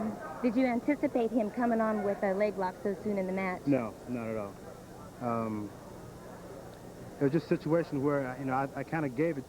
I didn't say gave it to him, but I kind of gave him the situation when I stepped over, and he caught my foot. And what move were you working for? I was looking for an ankle lock on when I threw it over, and he just got to my foot, and then it was kind of tough to roll out. When he got the shoe, to kind of control it too. So that may be something we can look at. Maybe not wearing shoes in the competition. Yeah. So. And what was your strategy coming out into this fight tonight? Basically, just kind of wanted to try to control him, try to take him down, and then try to pass his guard in that situation, and maybe look for some throws. So didn't quite get to that position, but I'll be back. You'll be back, right? To fight. You're coming back to fight because wrestlers will prevail. All right, and so the argument continues, the wrestlers versus the martial artists, and I think this was a very exciting format in which we saw a mixture of what both sides do well. I'm Dave Bontempo along with John Peretti and Dan Gable. Dan, from a wrestling perspective, your thoughts on what we saw tonight? Hey, I've been worried about this. You know, I got too much coach in me yet. You know, I'm even though I'm not the coach at Iowa right now, I still am really, you know, support these people, and I just can't imagine some of the things that took place during the event as we watched. It's a learning experience, and as the matches happened, you should have learned something. And I don't know if we were able to coach our athletes during that particular time. For example, in the Kenny Monday situation, the last thing he should have done is what he did. The martial artists are great at what they do, and I even think to the point where they put us in their positions. We didn't get to score our takedowns. So, you know, I'm really disappointed that, you know, we weren't more prepared to wrestle against a martial artist guy. And then when Kenny Monday tried a submission hold, which we hadn't come close to getting a submission hold all night. And then he was going to try one. So, you know, to get the sure victory first, and that's, you need to wrestle if you're a wrestler. Kenny Monday did go for that ankle lock. Now, John, you made these matches tonight, an excellent cross-section because we saw a little bit of what each side does well, and we saw that the top fighters and top wrestlers also able to negate some of the good things the other guy does, and so it came out that way. Yeah, the wrestlers were terrific. I mean, they were just pounding forward. You know, they were explosive. They had the ability to do things that I didn't think they could do. They held people off. Andre Pedernera said Townsend Saunders the strongest thing he's ever wrestled in his life. Of course, Dan and I disagreed with some of the calls on that particular fight. I think the Brazilians have a way of jumping under that maybe the audience doesn't like. But the other submission guys, Shamrock, Hume, they just come out there. They don't know what guard is. And then you saw, you know, Carlos Newton doing great things also. Townsend Saunders is an amazing athlete. I think the most interesting match to me was where the Newton match, where he was the one that was getting dominated the most by a wrestler. and it's because he was doing wrestling. He was pushing in, and so he tried our style, and that I figured they would all do that based on what they saw, but no, maybe when he, you know, it's hard to say, but he assimilated us, it didn't work. We tried to assimilate them, it didn't work. You know, some comments as we were on our way over here, Dan, was people saying, you know what, it's whoever stays within their style the best will prevail. They said whoever's got the better style, and you know, I think that guard position is one that is very tough in martial arts, but at the same time, you know, if wrestlers are going to compete against martial arts people, this is an area that their takedowns are going to have to improve upon so they don't waste all their time in there. And we did a good job of keeping getting locks from there, but we certainly didn't do a good job of scoring points. And, you know, it will leave both sides a little bit frustrated, as it should. Initial competition of the Contenders, something that both sides can continue to work on and look to improve and see how it is. We're so glad you joined us tonight on the Contenders. I'm Dave Fontempo for John Peretti, for Dan Gable, for our fine crew. Thanks for tuning in, and we'll see you on the next one. Stay tuned.